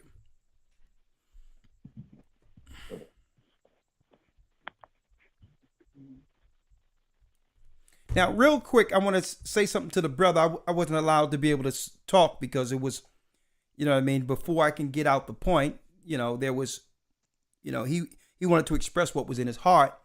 And I can hear the frustration, right? But all in all, there's a clear direction on how to deal with that frustration. Okay? The Bible tells us, even when the disciples came to Christ and says, we've forsaken all and follow you. What shall we have therewith? And he says, listen, one day you're going to sit on 12 thrones judging the 12 tribes of Israel. He didn't go into the daily actions of what they'll have to experience with the Roman Empire. He showed them the end, the reward. Why? Because you can get frustrated just dealing with things and viewing things on a daily basis. You will look at the current state of our people and believe it's hopeless. Okay? And that's the wrong way to view things. Your frustration will only lead to more frustration, and eventually it leads us back to what? The world. But you have to see the end of it and say, well, listen, I can't change everything, but you know what? I can do what's right for myself, my family, my sons today. I will instill the law in my sons and fix tomorrow. I'll go to and teach my sons Deuteronomy, the 6th chapter. And I'll read that to my sons and say, son, this is what the Most High told me to give you. And let your sons change the world. And that's why I wanted to make sure he had a Bible in front of him, because why? He's just looking at the circumstances and all the negative. He going outside and seeing how people shoot each other. Some of the videos I've showed of the hopelessness that this world has portrayed before the whole earth concerning our plight. And I can understand the frustration. Even Christ cried for our people. But the reality is, we are men. We are not to get what? Brothers and sisters, we're not to get discouraged to a degree of what? I'm going to tell you what it is, to a degree of darkness. The disciples were there, and he's like, well, no. I mean, even Christ told Peter, get behind me, Satan. Now, Peter was a good man, but he knew that that vulnerable moment under emotions would take him, would have Peter make error in his decisions when it comes to leading. And that's why a lot of you, when you seen this interaction, I had to come in because it was more emotion and frustration when it should have been focus. You're not looking at just what's going on now. We're solution oriented. This is the Most High's building leaders. You have to see the end as men.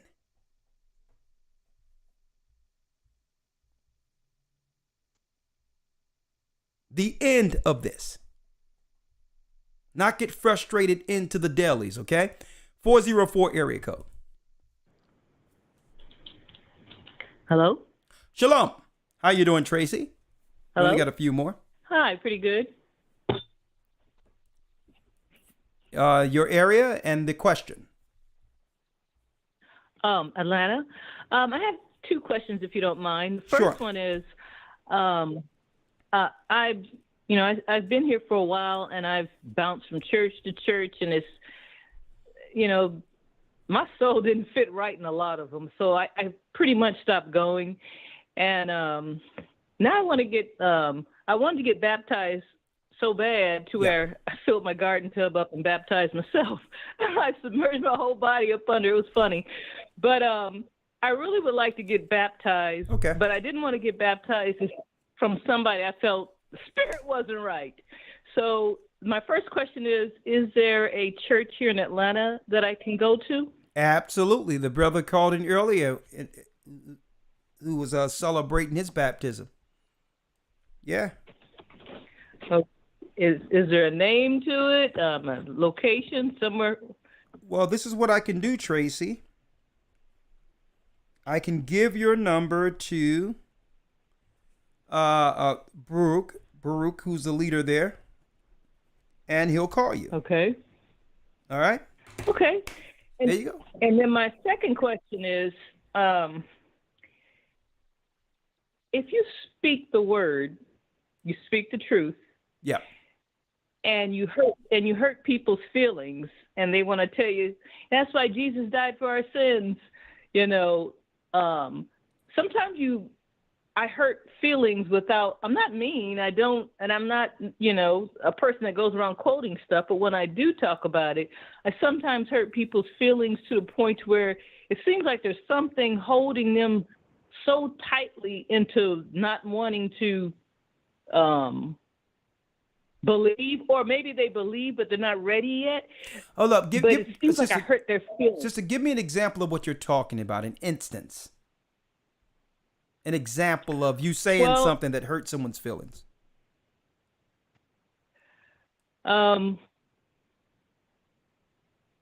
Homosexuality is in the Bible at least 4 places, and that sodomy is a sin. I'll say things like, okay, so I'll talk about Sodom and Gomorrah. Okay, so give me the instance of the person you're telling this to. You're telling a person who's struggling with that lifestyle, you outright just say it to them that it's a sin. That's the instance? Yeah, they're running. It seems like they're running from the Bible because the internet is full of people saying things like, "Oh, it's the greatest book in history," but that's all it is a book. You see so much negative information about the Bible. It seems like they'll go to every church under the sun that has nothing to do with the Bible, and they'll keep trying stuff. And even at one point, there's a group of black females in Atlanta that practice witchcraft, and they'll try everything. But when I talk about the Bible, it seems like there's something inside them that they get so upset with it. I'm like, you've never even read the Bible, so why do you get so mad when I talk about the Bible? And they're not gay neither. You know what I mean? That was just one of the examples. Okay. But it seems like they're fighting with everything they have not to open the Bible, but they're going to a bunch of different alternative stuff to avoid opening the Bible. It's really weird. And Well- it's a family member, so it's like, well, I see. It's not weird at all for those who understand the word, right? Because it tells us in Hebrews, the 4th chapter, in the 12th verse. For the word of God is. Say it again. In Hebrews, the 4th chapter, in the 12th verse, it says, "For the word of God is quick and powerful, and sharper than any two-edged sword, piercing even to the dividing asunder of soul and spirit, and the joints had marrow, and is a discerner of the thoughts and intents of the heart." So, metaphorically, the Bible, to those who are sinning against it consciously, is like a what? A wooden stake to vampires. That's what it seems like. Or a cross to vampires. So it's something, it's something subconsciously that they know. You have to realize the word of God is spiritual. So yeah, so it's like your body have bone and marrow. Now just imagine there's a body in the spiritual realm that cannot be seen, that's getting slayed when they come to the knowledge of the error within them, the sin. So it's a demon trying to block them from salvation. So listen, what it feels like. Listen, so here it is though. That's why we have to be careful in the word, not to offend in tongue. Right? Okay. So there's a way we can there's a way we can teach that brings people to repentance if we don't initially go straight to the jugular. Go straight to the sin. And usually listen, sis, and I'm been trying. I'm gonna give you the last word, but the whole thing is there's certain teachers who understand how to operate with people who are struggling with issues. And to a degree where the relationship has been developed in which you don't have to bring it up, they'll eventually come to you with the sin. See, but that's a mature, seasoned teacher. Not to say what you're doing isn't correct, at all, but you have to realize there's different baits for fishers of men. And one is not to confront someone immediately with their sin. Sometimes we have to go into and figure out the entry point of that sin. That little boy or that little girl who was violated or harmed or something happened, that we need to find a way to, with this word, to be able to talk to that person. Right? But I'll let you have the last word. Yeah, it's not. I'm not the type of person that will attack you personally about the sins that you're committing. All right. And I'm speaking about somebody who's. I don't need to really talk to them about them committing sin, but if I talk happy about I'm learning how to read and I have the Bible on my iPad, so I listen to it on my iPad while I'm reading through the Bible. That would make them mad. Yeah. And I'm like, why is it making you so mad? And then they'll turn around and say, well, how come you won't study all the other religions? I'm studying everybody's religion. I said, I don't have time for everybody else's religion. I want to learn where my heart is. And this is where my heart is. Then it goes into chaos. And I'm like, how did we get here? Yeah. It could be a simple, calm, out to dinner, relaxing conversation, but it seems like you said, like it's like a stake in the vampire heart. It snaps. It just goes straight to madness. And I'm like, what happened to you? What is this? Well, and it's not somebody like we could be enjoying ourselves, but there's something about me talking about me learning. I'm gonna tell you what it is, sister. Without trying to force her. Yeah, but I have to go to the next call, the last call actually. But before I go there, I'll say this, right? Mm-hmm. That still falls into the framework of the title of this lesson. Who can we trust to the end? So these instances are giving you real-time scenarios to know, okay, there's a demon here, there's a demon there. I'm going to have to protect myself from these particular unrepentant sinners when it's time. All right. So that's what it comes down to. If you can't even mention the Bible before someone come in and say, why don't you look at other stuff? You know that you're sitting at a table with demons. Okay? And that's a choice whether or not you're going to continue to do so in the future. All right? Deacon Baruch, going to reach out to you. Thank you very much. You have a great day. You're welcome. All right, bye-bye. All right. Okay, we're counting down. We only have 2 calls left, and then I can introduce Bishop Amoph's new project. Going to take only 5 minutes for that, and how you brothers and sisters can reach him, and how to actually get the new album.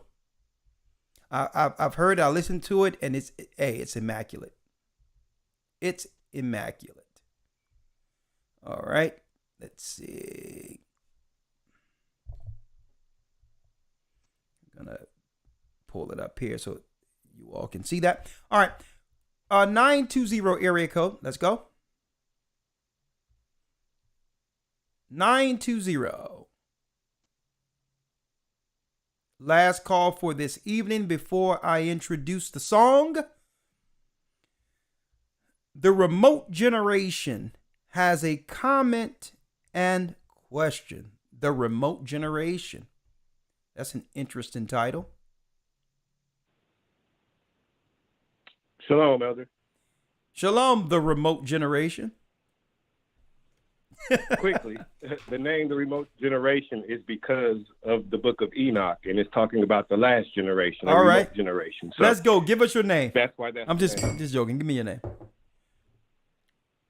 My name is Keith. All right, Keith, the floor is yours. Okay, thank you for taking my call. I've watched you for anywhere from 7 to 10 years. Been to the academy. My mom's been to the academy. My wife, my son, many times over. Defended your name many times. And when I came on tonight, you were talking about joining the academy, and I made a comment, and I was placed in timeout for making this comment. What was the comment that I made was? The comment I made was, seeing as though we are literally in the last days and coming down to the end times, why are we not just giving the information for free to everyone? Because I feel as though it's the same thing as the Catholics or anybody else, keeping key information that was given free to us by Christ. Okay, would you like an answer? Oh, yes, sir. Okay, well, the answer to that is there's no information in particular that we're teaching that hasn't been taught and that wasn't out there and that we're not going to teach in the future. The reason why the academy costs is because of the fact that the platform charges a lot of money for us to do it. On top of the money it takes to do it, we have the administration that works around the clock, and it costs money for that. And there's a lot of money that goes behind it when it comes to research, literature, and all those things. It was put together as a class separate from the actual teachings that you would find on a regular basis. It costs. Now, my answer to those who have an issue with that is fine. We don't mind being able to put it out there for those who want us to teach it for free for everyone. But understand, under a controlled environment, it's tedious just to enroll all the people that are paying. So we can almost guarantee that it would probably be 5-10 times the amount of people in this academy if it was strictly free. And then we would have to deal with more time, more administration, more hours that it would take to finance such a task. So for people like you are concerned, we say, well, listen, come with a solution. Our solution is we can let you know what the bill will be. Each academy, for all these people you want to come in for free because it costs a lot of money. And if you're willing to pick up that bill, we'll invite as many people in as you like. Okay, well, I guess you're not understanding what I'm getting at. What I'm getting at is the information is already free to us. We're paying for it to be taught to us. Because it's about to be the end of time, shouldn't we just give the information online, just like you're doing now, not in the classroom setting, just free, all of the information and not parts of it? I understand there's censorship and things like that, but there's other places where all the information is being put out there without a charge. And, well, and brother, has to be okay, I'm going to say it again. And it's not for you to say what you just said a couple of seconds ago. I gave you the answer. I'm saying, listen, if you're going to interrupt me when I answer, you don't have to say nothing. I'll just cut you off. Sure. So you want me to cut you off? Christ wouldn't do that, though. Christ wouldn't do that. I wouldn't. Okay, so you're cut off. The remote generation. So if you disagree with it, brother, it's okay. There's a lot of people out there who appreciate what the Academy is and will continue to support it and not be begrudging, because the people in it aren't complaining. They don't have a problem with it. Okay? So I gave you the chance to be able to say what you have to say, but I gave you the answer, and I was even willing to offer a solution. See, but people want to come to complain and say certain things and try to put things out there to do what? To try to cast some negative dispersions on something that's good. Woe to them that call good evil and evil good. You have a computer. You have the right to go out and teach anything you would like. Okay? And again, this church have never held back anything from the people. A matter of fact, we're here tonight. We're here tonight. And it cost you absolutely nothing. But he has a problem with people supporting the church, the elders, because they have a problem with us. See, and that's the piece that he's leaving out. He's making it seem as if, oh no, I'm down with y'all. It's just that y'all should just give it to the people. But no, at the very end, it highlighted why he was time out. He was timed out. He don't want to discuss the resentment he have in himself for someone who did nothing against him. But if he came with that first, it would be an issue. He would actually show exactly who he is. There's thousands upon thousands upon thousands of our videos online right now that not once did he thank us for. Videos that's out there for absolutely free, that he didn't say, you know what, I appreciate the thousands upon thousands of videos, Elder, that y'all have put out there that have brought people to the knowledge of the truth and have changed their lives. No. He was here to focus on something, straining at a gnat, yet swallowing a camel, that he would deem negative, to try to cast negative dispersions on something that we're doing that's good.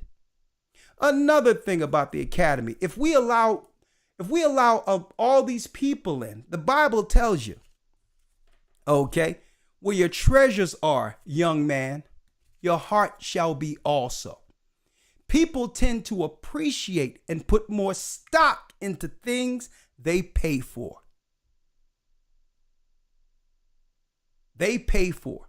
And not once do I see you out there and stand in front of Temple University or stand in front of one of these universities that have been taxing our people into perpetuity with what? You got it, brothers. Debt. To get a degree, to learn something that doesn't guarantee finances afterwards, that will not even help their life. But not once do you stand in front of one of these universities and tell people, you probably have student debt yourself, and tell them to teach you for free. You don't appreciate teachers. But the Bible tells you, you cannot muzzle the ox that treadeth the corn. I'm not frustrated at all, brother. I feel for you. Okay? Because you're focusing the wrong way.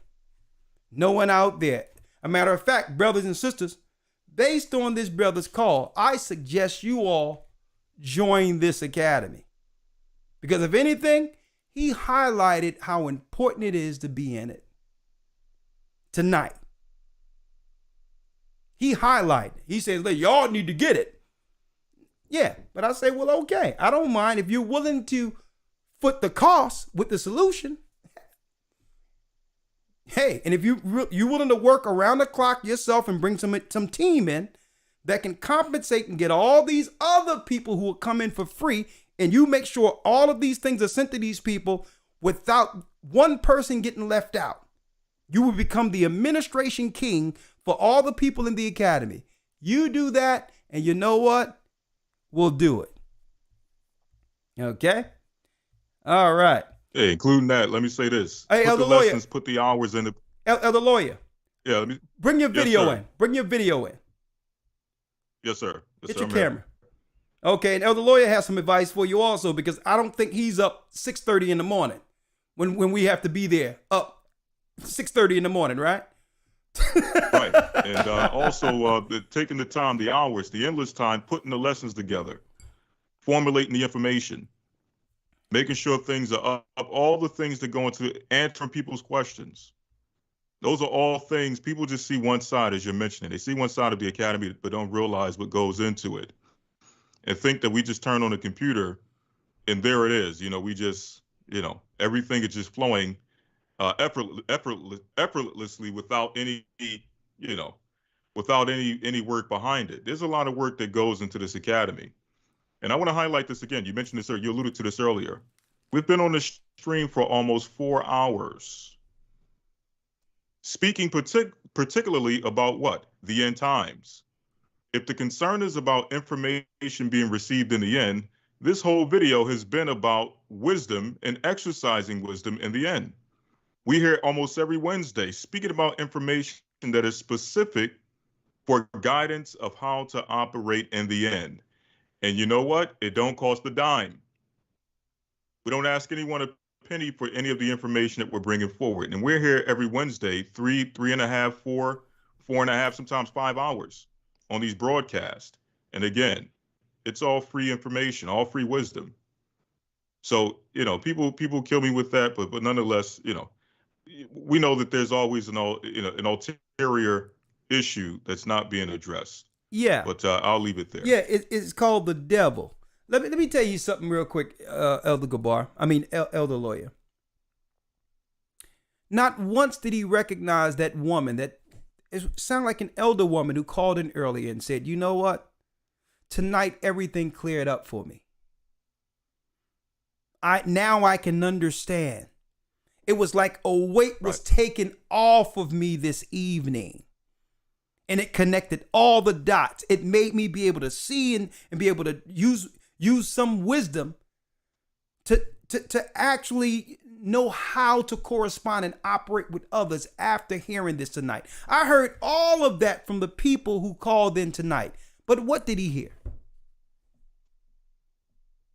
Absolutely nothing. He came in the spirit of resentment and hatred and variance.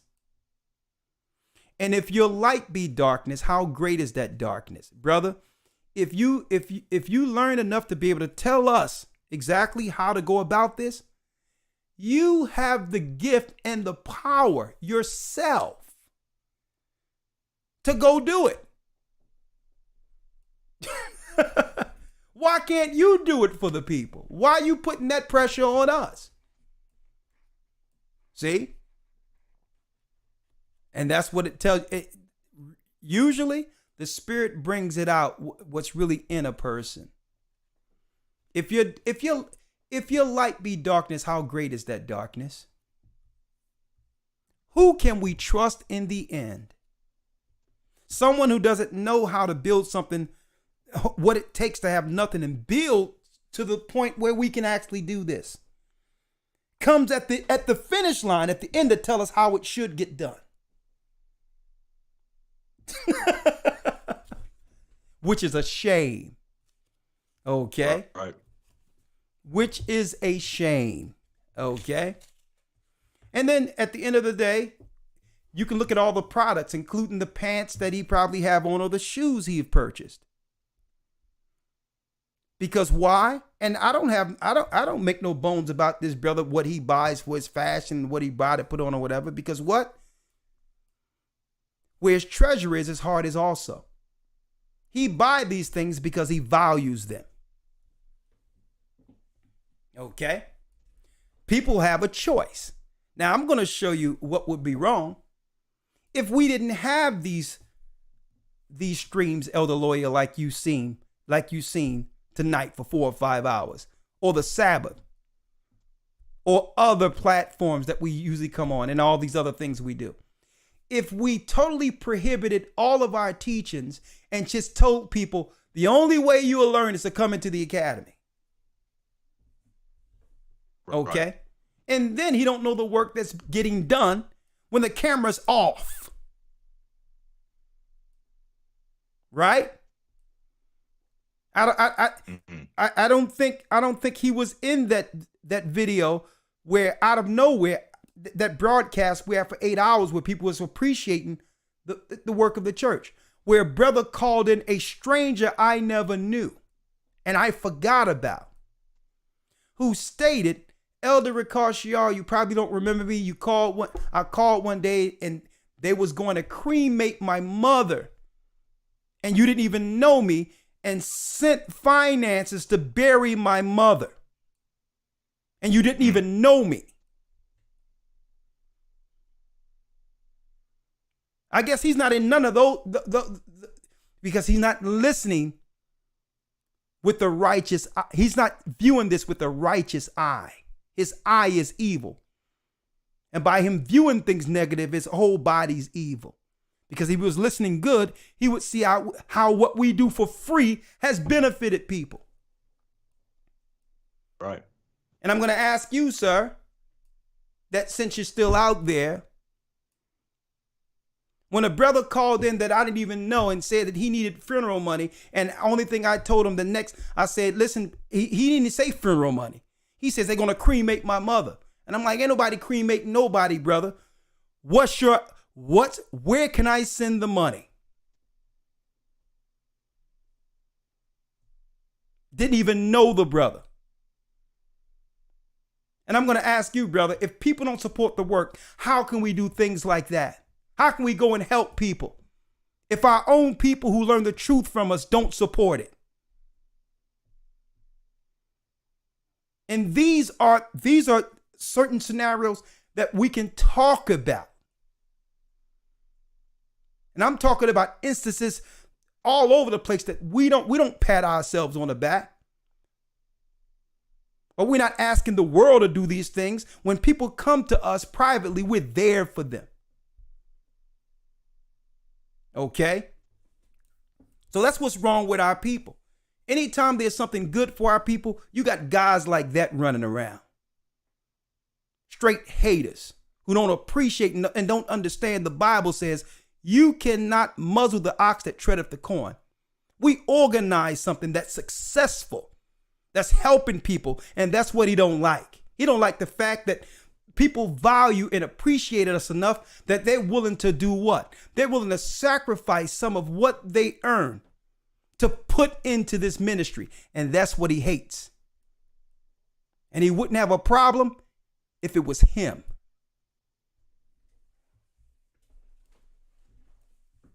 Okay?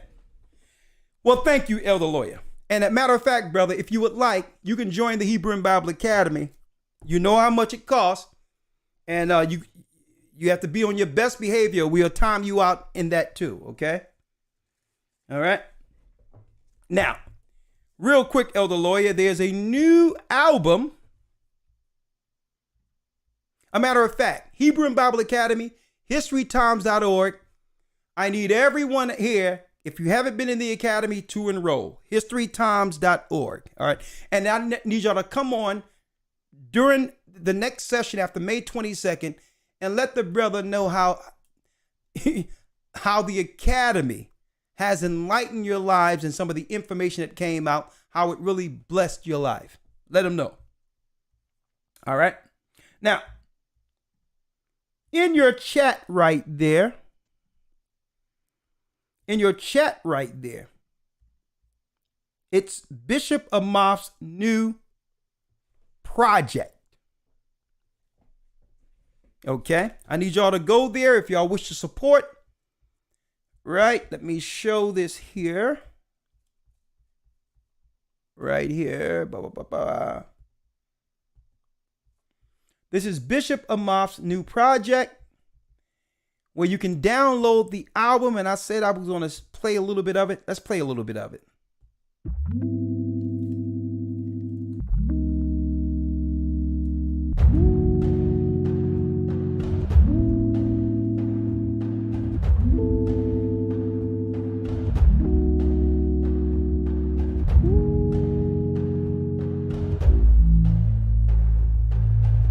So many ways to go.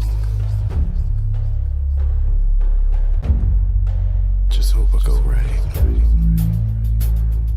Lord, guide my footsteps higher.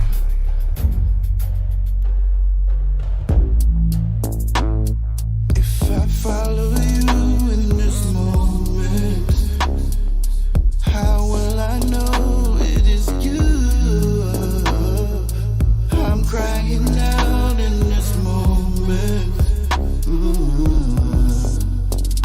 I need my presence, who you are. Not trying to fall further, wondering stuff. Trying to please you in this truth. Trying to be like you, similar to.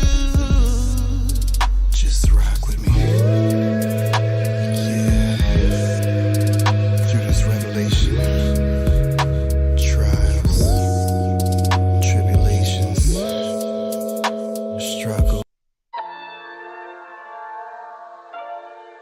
Play one or two more. It's called Revelation. Support Bishop Amath.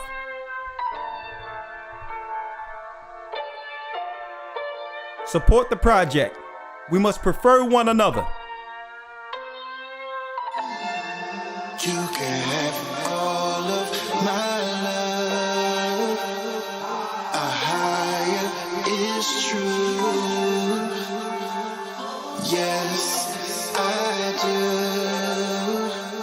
I do love you.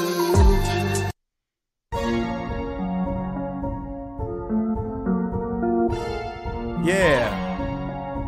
Israel.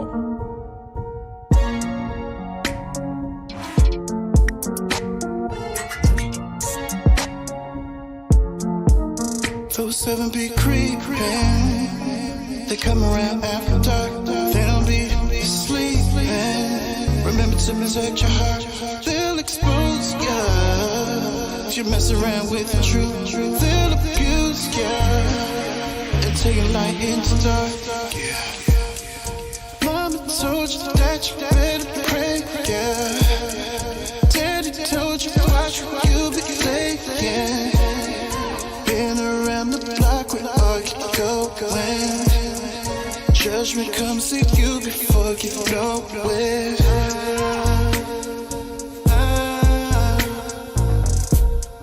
Been around the block where all you go when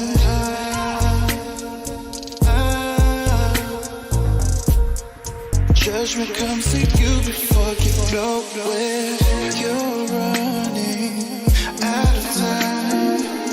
Get your mind right, do what's right. Think about what set you free.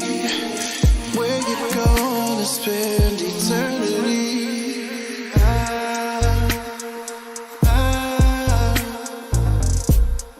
Been around the block where all you go when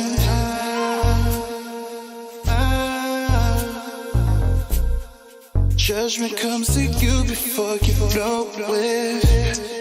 Mama told you that you better pray, yeah. Daddy told you watch what you be thinking. Been around the block where all you go when judgment comes to you before you know it.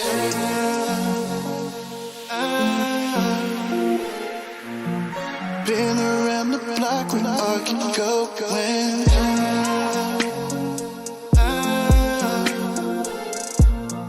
Judgment comes to you before you know it.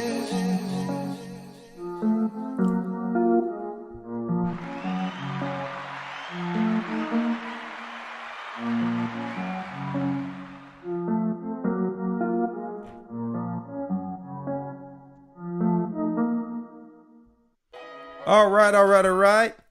That's Revelation, the album Revelation by our very own Bishop Amath here from Philadelphia. Him and his family are so supportive in all we do. He worked to keep that and shepherd this body here in Philadelphia. And anything I ask of this brother, he's there, and his family, his wife, they're great. And do us a favor, support the brother's music. And also, as we dive further into this, I hope to have him on as a guest in one of our broadcasts where he can give us some insight to what inspired him for this project. And we're going to, that's right, this summer, if be the Most High's will, we'll do another Music with a Purpose, but we'll also have Bishop Amath. We'll have the old white on and have a nice gala with food, probably do it outside, and bring everyone together in the spirit of the Almighty for the festivities so that we can do what? Bless each other with the gift of music. So again, here it is. Make sure you support the project. Go to bandcamp.com. It's on your screen there in the comments, and support Bishop Amath and enjoy the music. It's outstanding. And I'll be bumping it tonight. With that, I'm going to say thank you, Elder Lawyer. Thank you, brothers and sisters, for your participation here with the Gathered of Christ Church. And guess what? We found out tonight it's more important than anything right now, and especially with a lot of these different people out here. We have to find out who can we trust to the end. All right. Yeah, I think we just figured out one person that's out there. But hey, brothers and sisters, the Most High is gathering the elect to the elect. Keep your heart in the right place. Stay prayed up. Sin not. We will soon see Zion. And remember, the Most High is calling back the children of Israel. Thank you, Elder Lawyer. Yes, sir. Thank you. Shalom.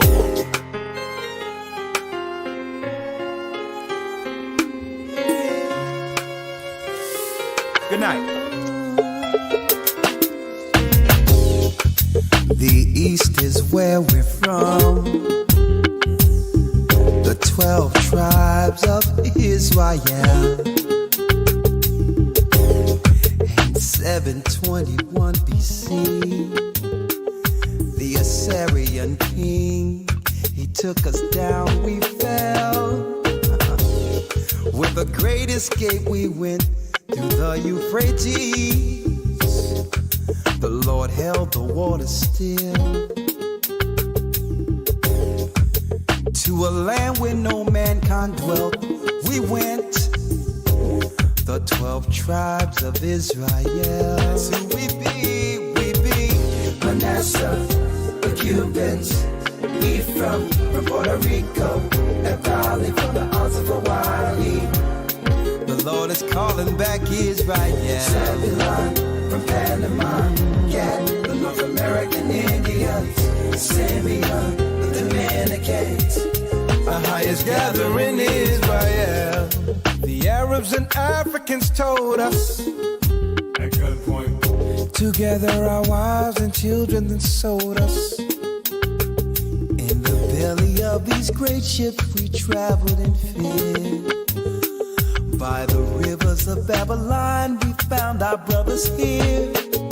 A high gatherer in Colombia, Reuben from Australia, Issachar, the Mexicans. A highest gatherer.